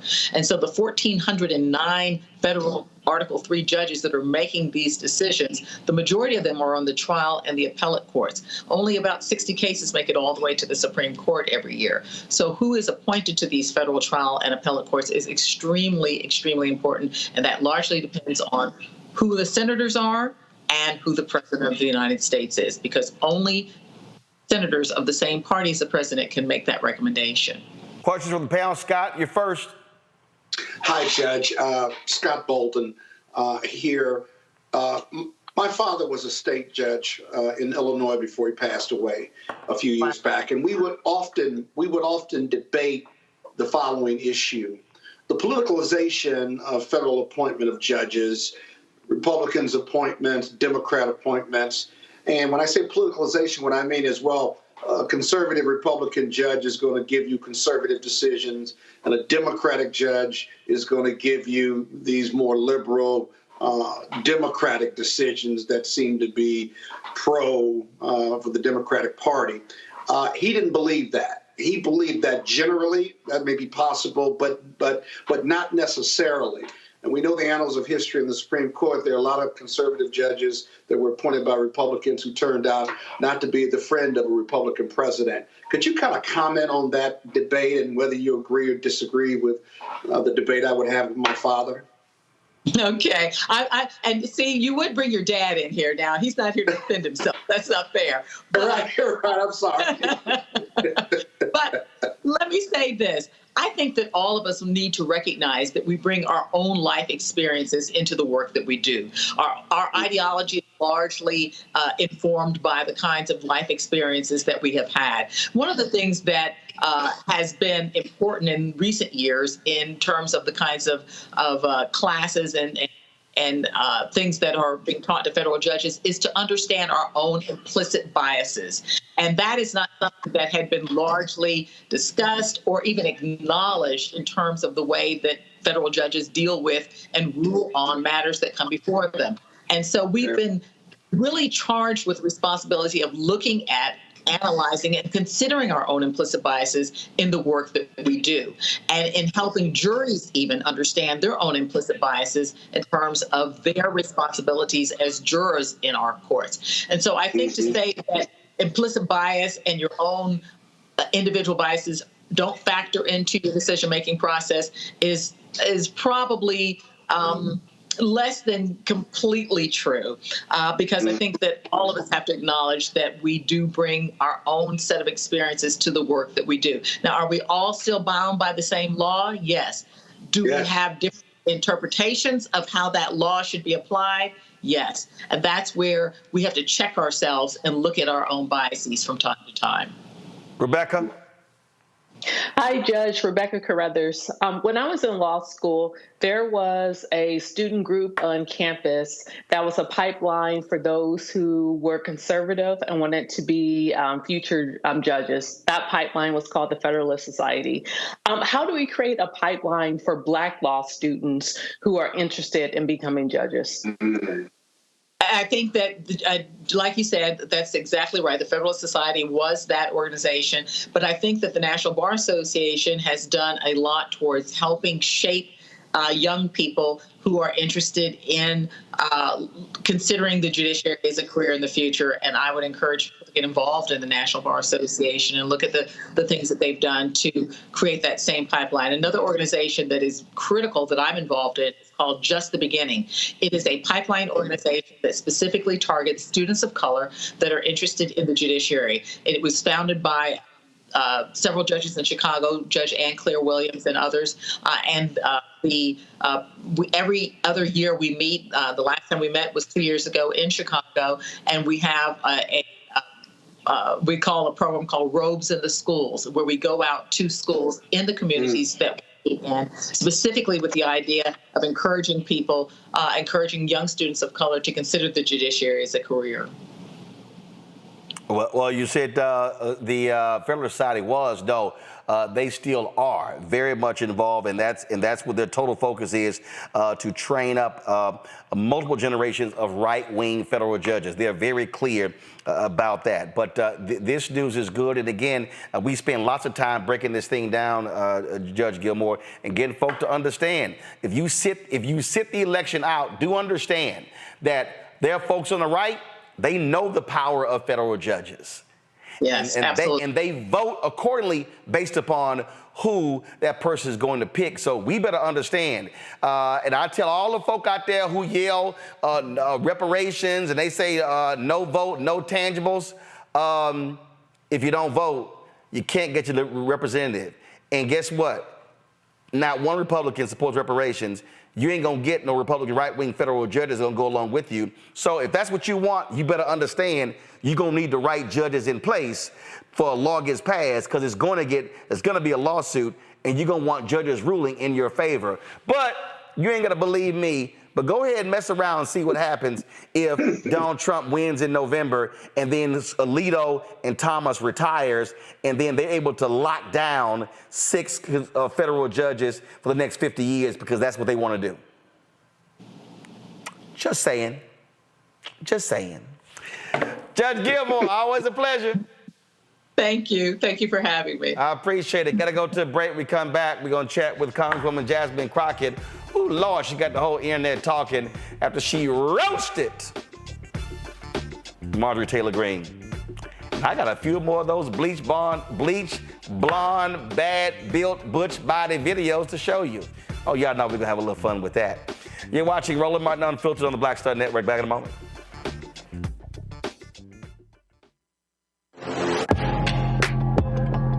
A lot of y'all have been asking me about the pocket squares that we have available on our website. You see me rocking the Shibori pocket square right here. It's all about looking different. Now look, summertime is coming up. Y'all know, I keep trying to tell fellas, change your look, please. You can't wear athletic shoes every damn wear. So if you're putting on linen suits, if you're putting on some summer suits, have a whole different look. The reason I like this particular pocket square, the Shibori, because it's sort of like a flower and looks pretty cool here versus the traditional boring silk pocket squares. But also I like being a little different as well. So this is why we have these custom-made feather pocket squares on the website as well. My sister actually designed these after a few years ago. I was in this battle with Steve Harvey at Essence, and I saw this at a St. Jude fundraiser. I saw this feather pocket square, and I said, well, I got some ideas. So I hit her, and she sent me about 30 different ones.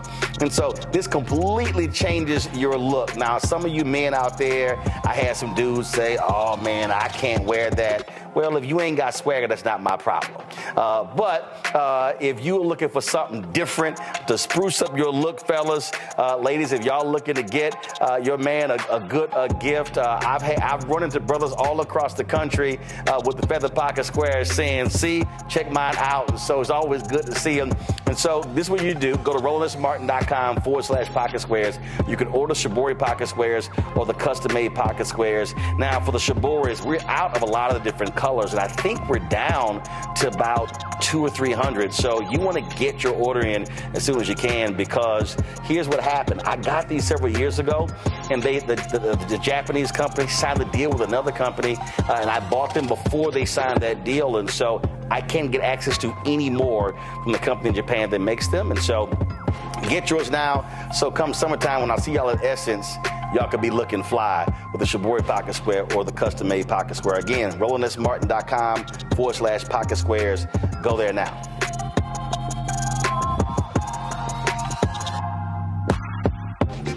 I'm Marissa Mitchell, a news anchor at Fox 5 DC. Hey, what's up? It's Tammy Roman, and you are watching Roland Martin Unfiltered.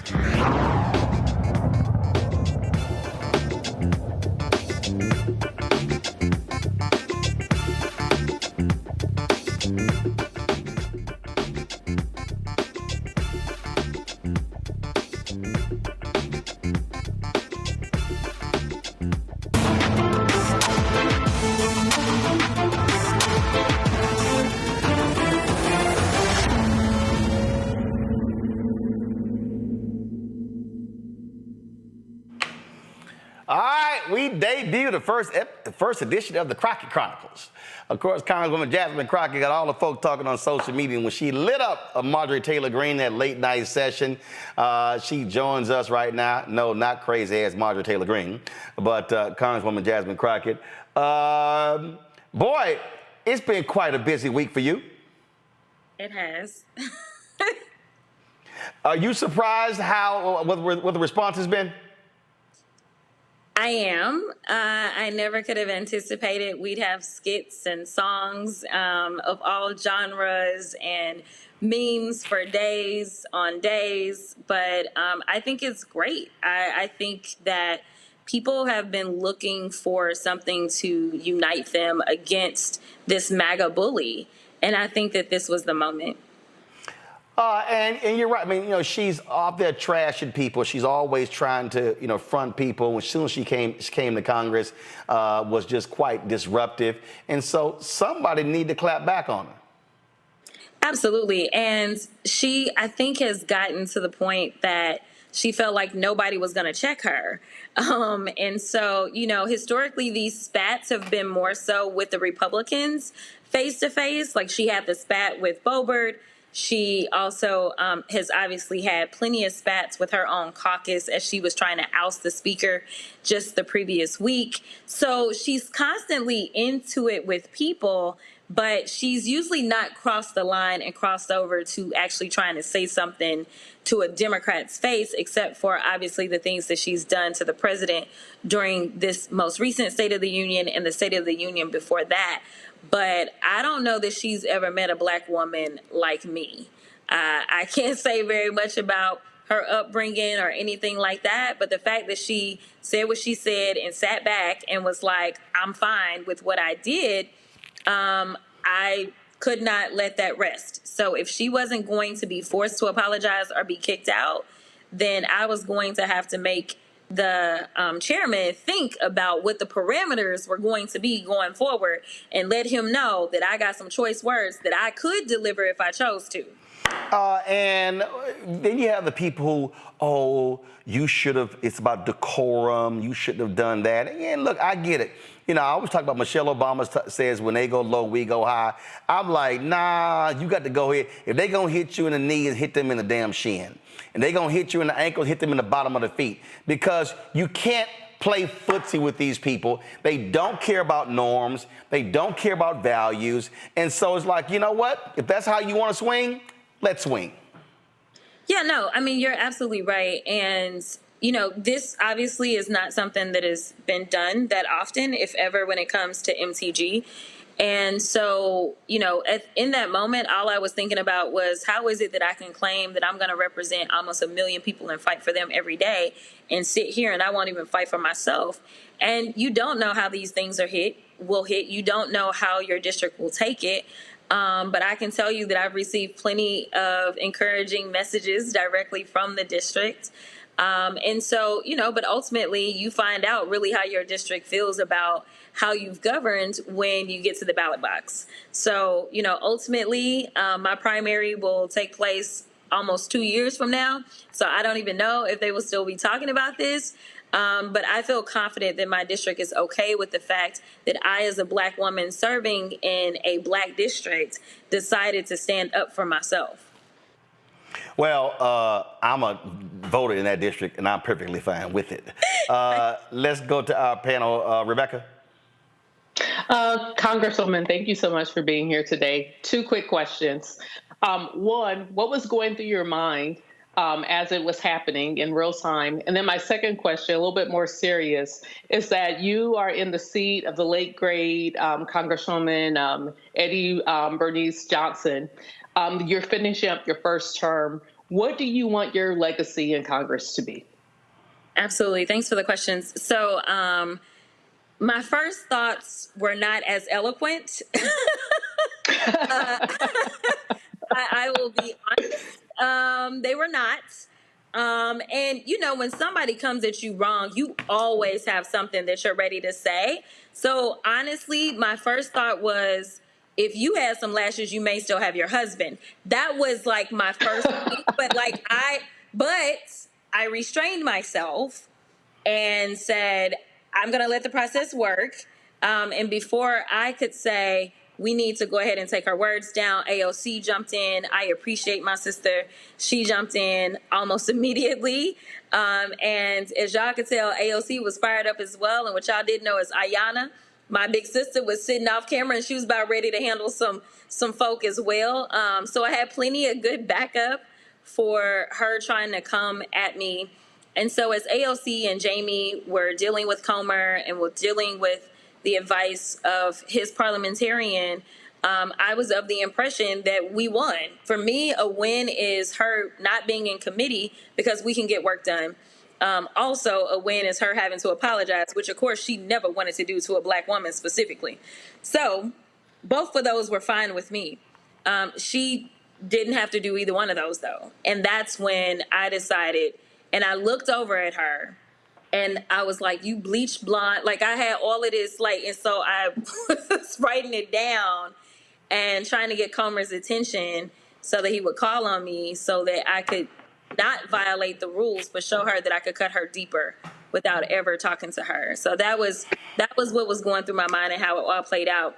As far as my legacy, I want my legacy to be one of fighting for the people. It's what I've always done, from being a public defender to being a civil rights lawyer. I have always pushed back and tried to make sure that I could open doors of opportunity for people that look like me to bust through and do greater things than I could have ever imagined. I talk to young people all the time about the fact that I really want them to take my seat. I want them to go in and be the amazing people that they are in this generation. And so I don't plan to stay for decades. I have no aspirations to do that whatsoever, but instead I make sure that we have tons of interns.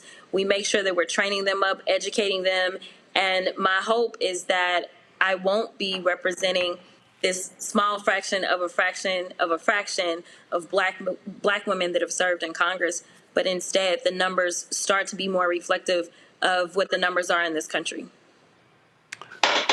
Scott?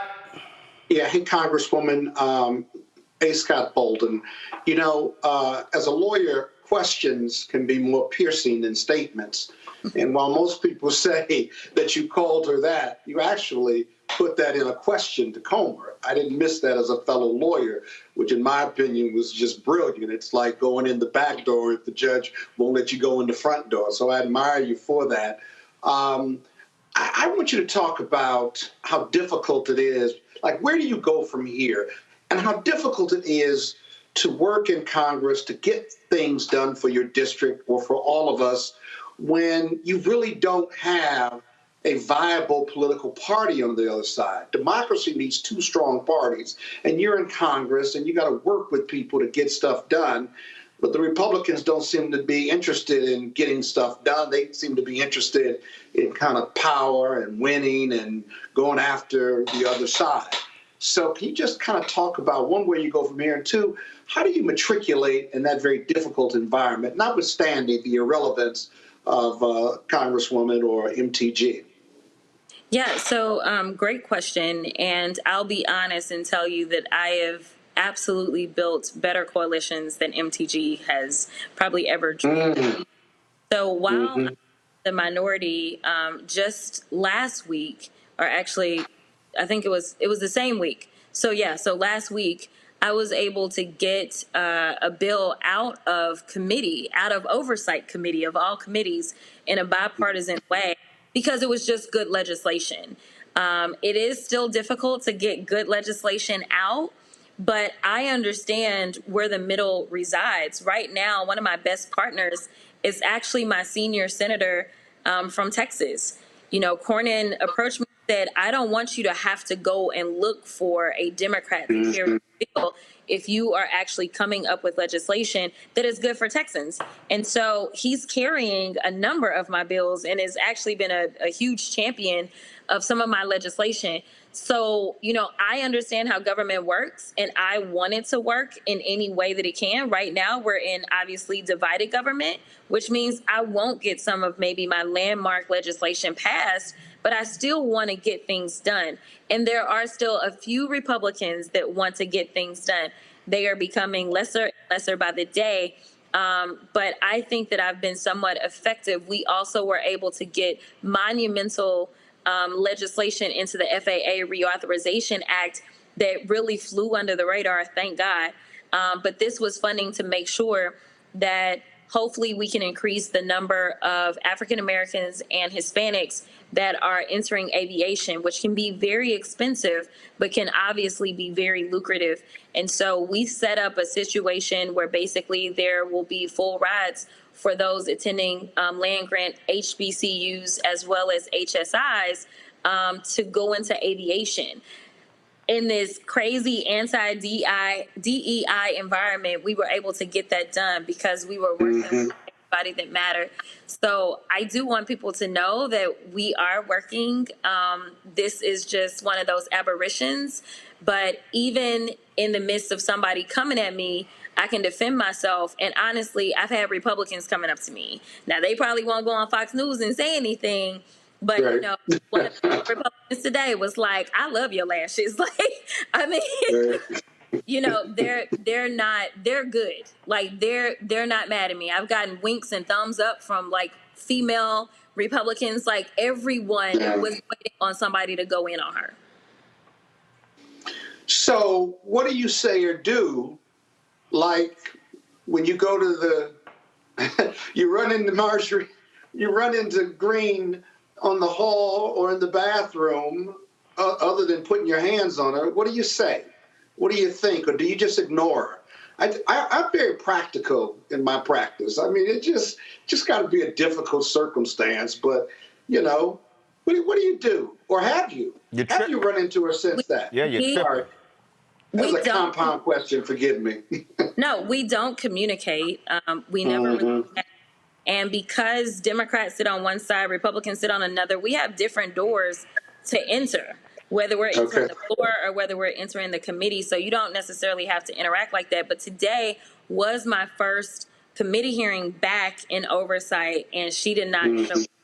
And it's my understanding that she didn't show up to her Homeland Committee either today. So I'm not really sure where she is, but committee was a lot smoother without her. So she, as I'm concerned, I think everybody was happy. So yeah. All right. Well, you know, she's got something really unique.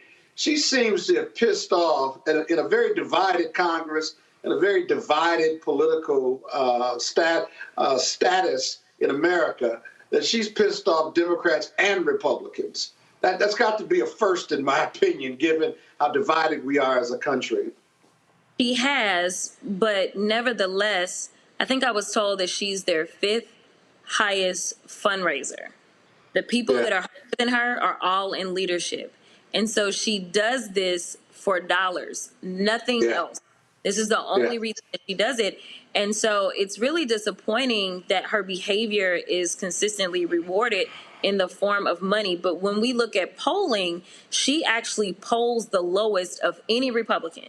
She polls lower than the speaker. She polls lower than everybody. So when you look in a consensus type world, honestly, the majority of people do not like her in this country, but she has a solid group of people that will put their $2 and $3 behind her versus, you know, having a similar group of people that love, say, some of the Democrats and will put their $2 and $3 and $5 behind us.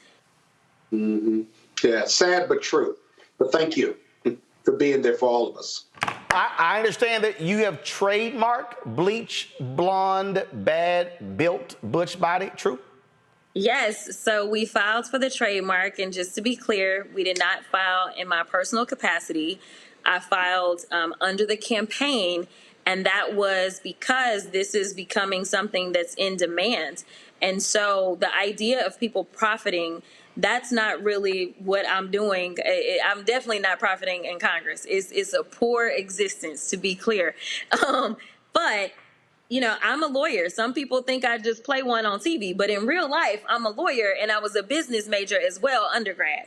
And so with recognizing the demand, for me, this was an opportunity to turn lemons into lemonade and make sure that what she meant for bad, God meant for good, and we could actually use the money based on the demand that people are making on these T-shirts and all the other merch to actually put that towards my reelection, along with me being able to support other candidates to make sure that we take the House. All right, then. Well, it has been quite an interesting week. And so I saw, last question, out of all the different ones you've seen and heard, your favorite? I don't know. There's so many good ones. There's so many good ones. One of my colleagues said she was in the DR this weekend and they started playing one of the songs. And then I got a video this morning because they were playing it on the radio this morning. They were playing a couple of versions on the radio this morning in Dallas. So I'm excited about the music. Keep the music coming, especially since it's so educational.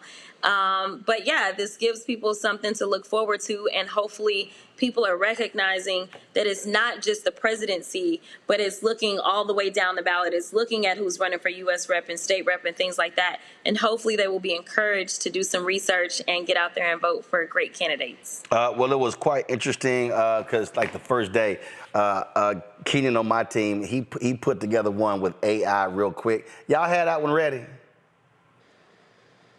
Okay, he did a remix. Okay, play his remix. Bleach blonde, bad built, butch body, shut your trap. Jealous of my style, cause you know I got that snap. Talking loud, online, you ain't built for that scrap. Keep your distance, I ain't dealing with your cap. You think you slick, tryna flex with your fake gold. All that botched up, surgery, you look old. Bleach blonde, she dyed, roots showing real bold. Ain't got no shape, but acting tough, man, you cold. Whispers in the crew, you know you can't relate. Bad built, botched up, jealousy's your trait. Can't fake All right, so he put that one together. Did you hear the gospel one? Yes, I love it. It's so amazing. Y'all roll that one. Roll that one.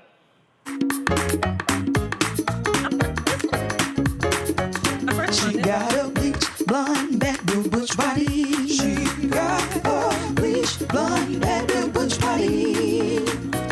That Marjorie Taylor Greene looked like a lima bean. I forgot she had a bleach blonde, bad blue butch body. Representative Jasmine's about that life. She about that, and she looks like she can really fight. An amazing politician, ain't got no competition. Ain't worried about a bleach blonde, bad built butch body. Marjorie tried to cause a scene, forgot she had a butch body.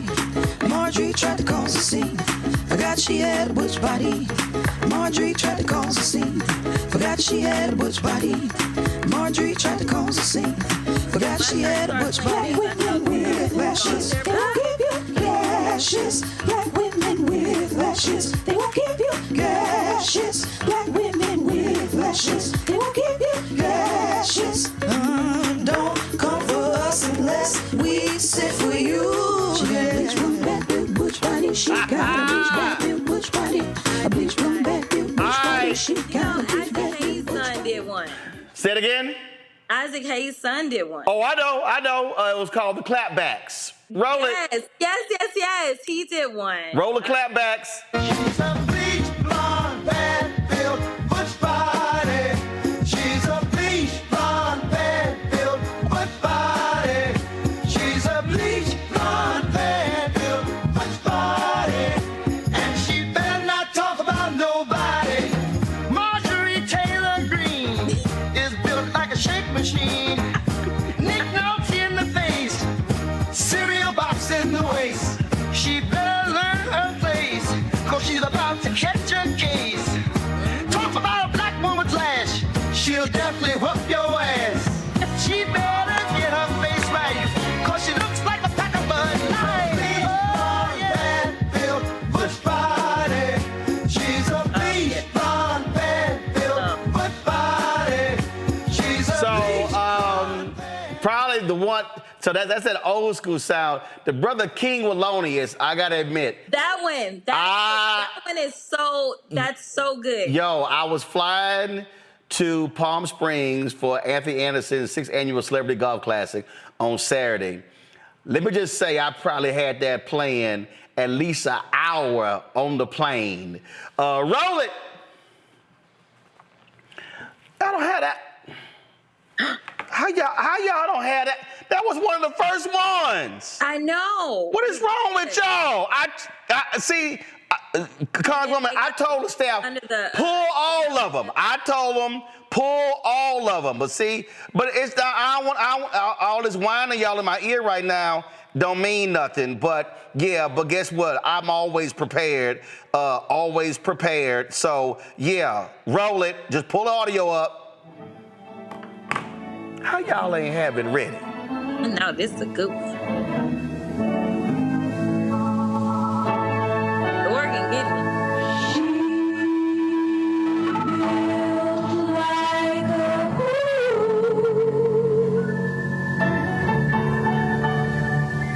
She built like a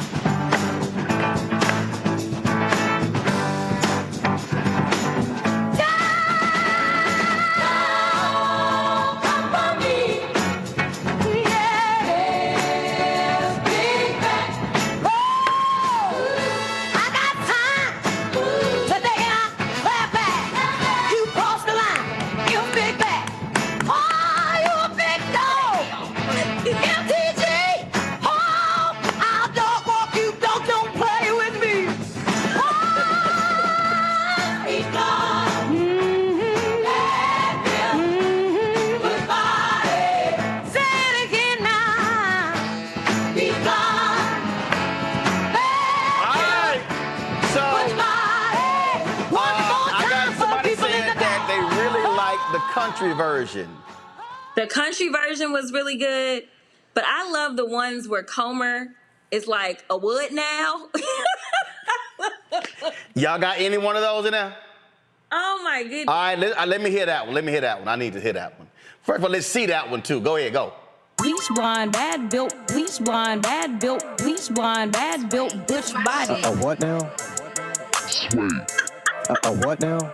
Sway, the wing makes God. Bleach blonde, bad built, bleach blonde, bad built, bleach blonde, bad built, butch body. A what now? Bleach blonde, bad built, bleach blonde, bad built, bleach blonde, bad built, butch body. I'm just curious. Bad built, bad built, bad built, bad built, bad built, bad built, butch body. A what now? Bad built, bad built, bad built, bad built. Oh my God. Bad built, butch body, butch Yo, body. the creativity of people is amazing.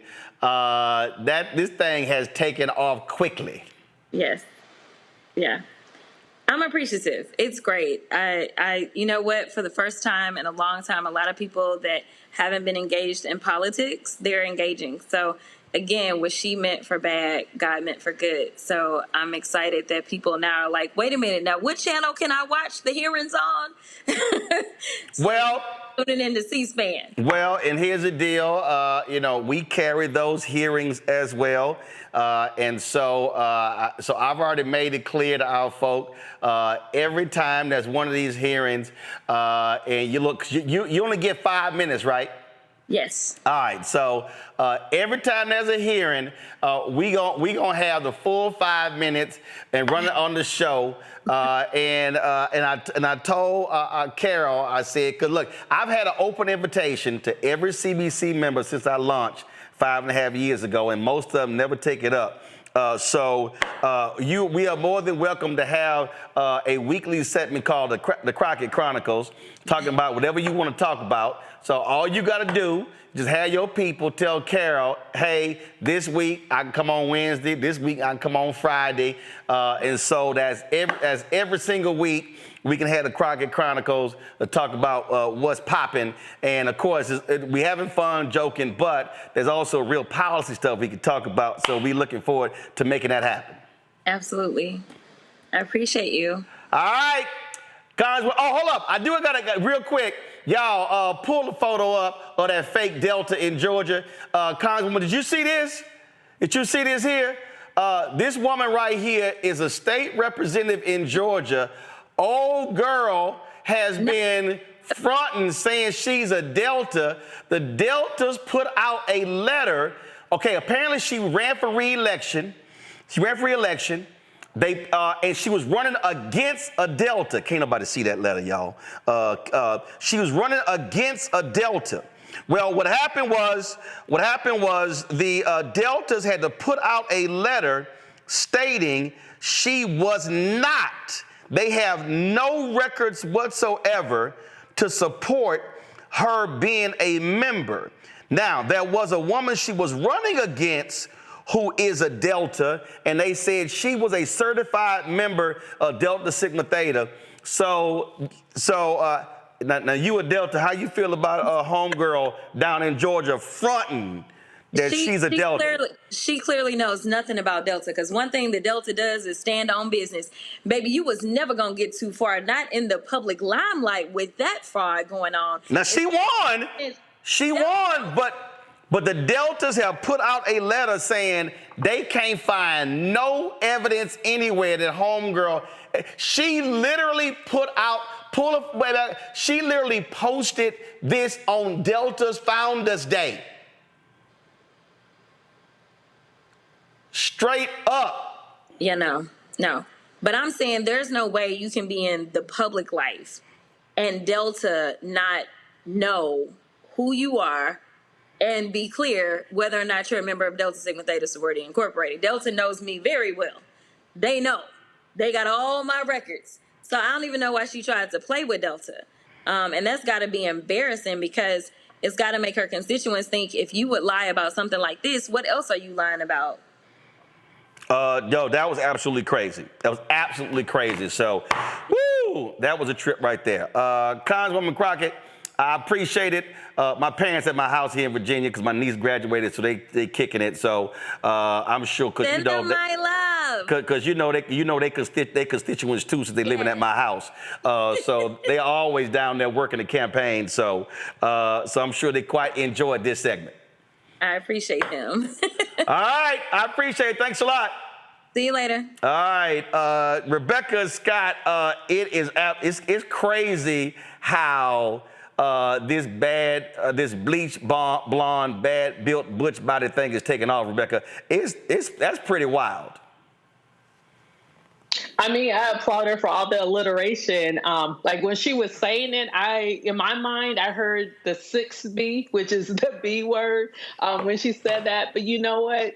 She had to keep it classy. And, good for her for using this as a moment to be a tool to really introduce people into politics and policy. Good for her taking this moment. And I hope that as she continues to grow in the Congress, she could bring more people into the process to make Congress accessible to all. So good for her. Scott? Alliteration strikes again. Alliteration. Do you know what alliteration is, Roland? If you don't, it's where you use several words with the first consonant for each word. So very effectively used. So God bless her. Such as bolded is always boring and brief. You mean like that? No. You mean that alliteration? What? How do you come up with that alliteration, though? Like what? That's not like in my vernacular. Bad bleach, butch ass body. You mean bolding, being broad, never brief. Whatever. Do you want me to go with a series of B's?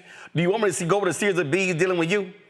No, but what I'm saying is, how did she come up with those 5 B's? It's not in your lexicon. It's not in your vernacular. Easy. She was sitting there taking notes, and she was like, "Man, I'm doing this old blonde, this old bleach blonde, bad built butch." But first of all, she done said it before, so hell, it was like now it's time to use it. Exactly. Now it's time to use it.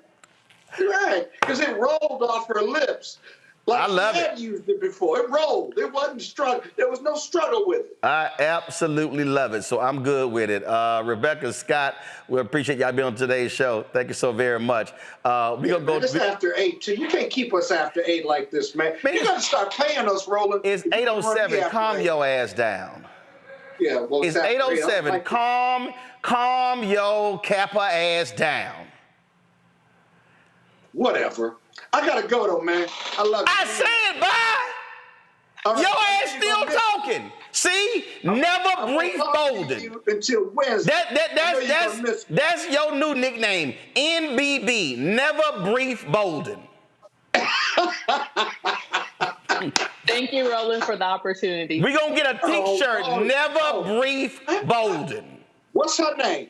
What's her name? That's Rebecca. You'll never go after her the way you go after me. I don't like it. Easy. I don't appreciate it. That's Rebecca. Always keep that shit tight, Carruthers. Oh, she talk forever. What are you talking about? You are aloysius, never brief Bolden. Everybody in the group chat, they go, here come long-winded ass Scott. Well, I had something to say. I got a lot of shit on my mind. Yeah, okay. All right. Call somebody. All right. I appreciate it. Thanks a bunch. All right, y'all, we're going to go to a quick break. And we come back. Reverend William Barber literally just hit me. He's like, listen, I need to come on. I thought he meant like tomorrow. He's like, no, tonight. So y'all call him right now.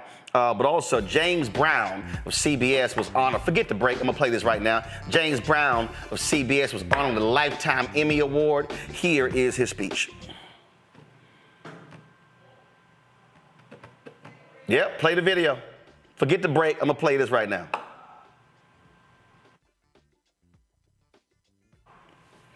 Hold on. I told y'all to pull it. Okay, I ain't waiting on y'all. Let me just go ahead and get it myself. I'll be a lot faster. I don't know how y'all, y'all didn't pull it?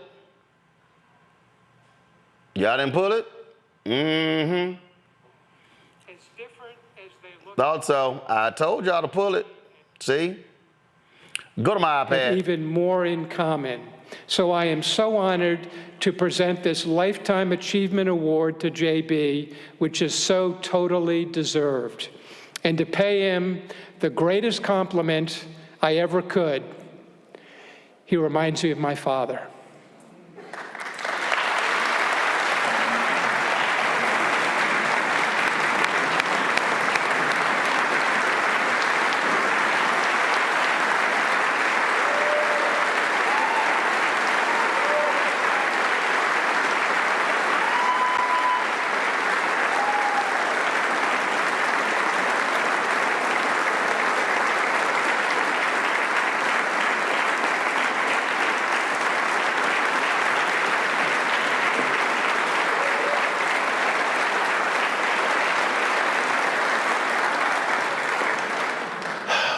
Just recently retired. I thank you so much for taking time out with Tracy to come here and to introduce me, and you already know what I feel about you. Thank you so much. Sean asked me, please, JB, don't cry, and I'm going to do my best. Lifetime Achievement Award. You know what, in my mind, I guess the ex-athletes here can relate to this. I've always had a free agent's mentality. It was never a guaranteed contract, so I give it my best each and every time out. And I was asking, how could I even qualify for this recognition when, at least in my mind, again, I'm only at the midpoint of my career, Stephen.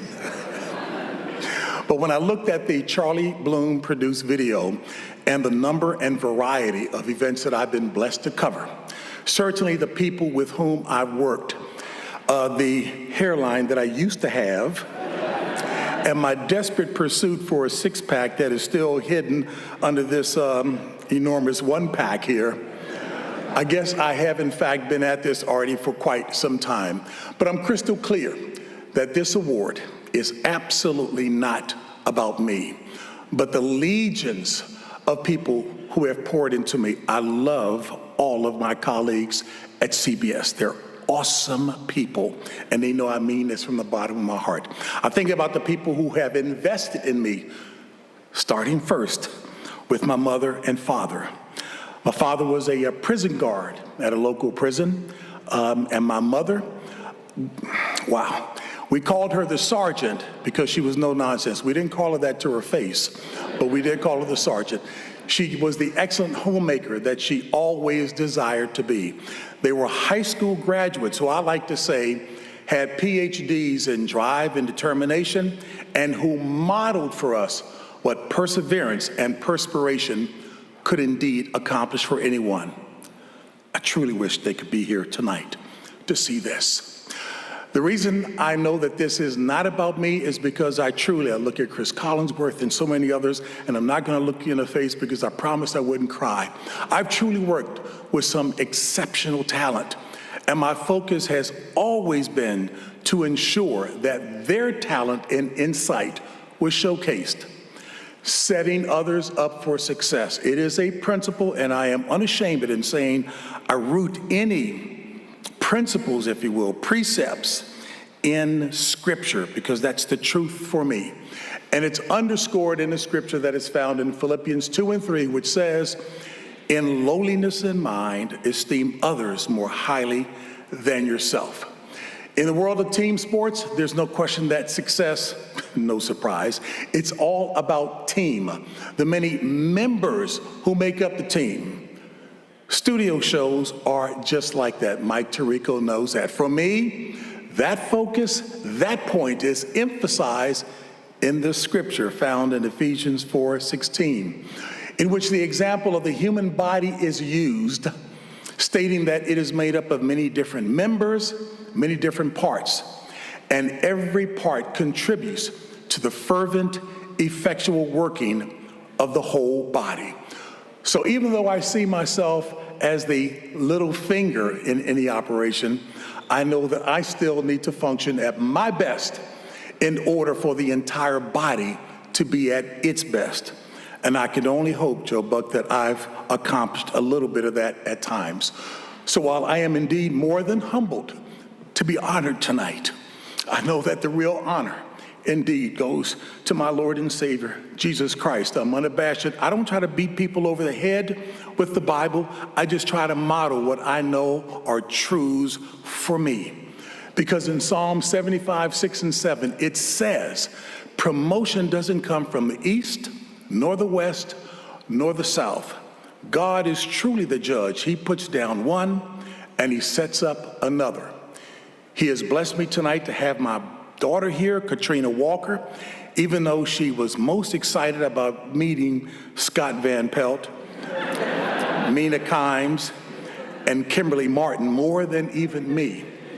At least I know I get to share this award, as Sean mentioned, with my wife, my incredible wife, Dorothy, the heart of our family and whose unwavering support and boundless love inspires me every day. And in this room with a lot of testosterone, if you think, in fact, I'm a well-trained husband, I am. And I'm good with that. To Natus, thank you from the bottom of my heart.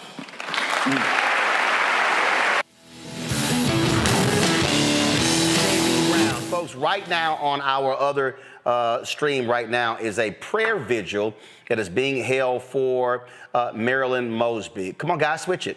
What's happening tomorrow, she's going to be sentenced beginning at 10:30 a.m. And so this is the prayer vigil. Just pull the audio up.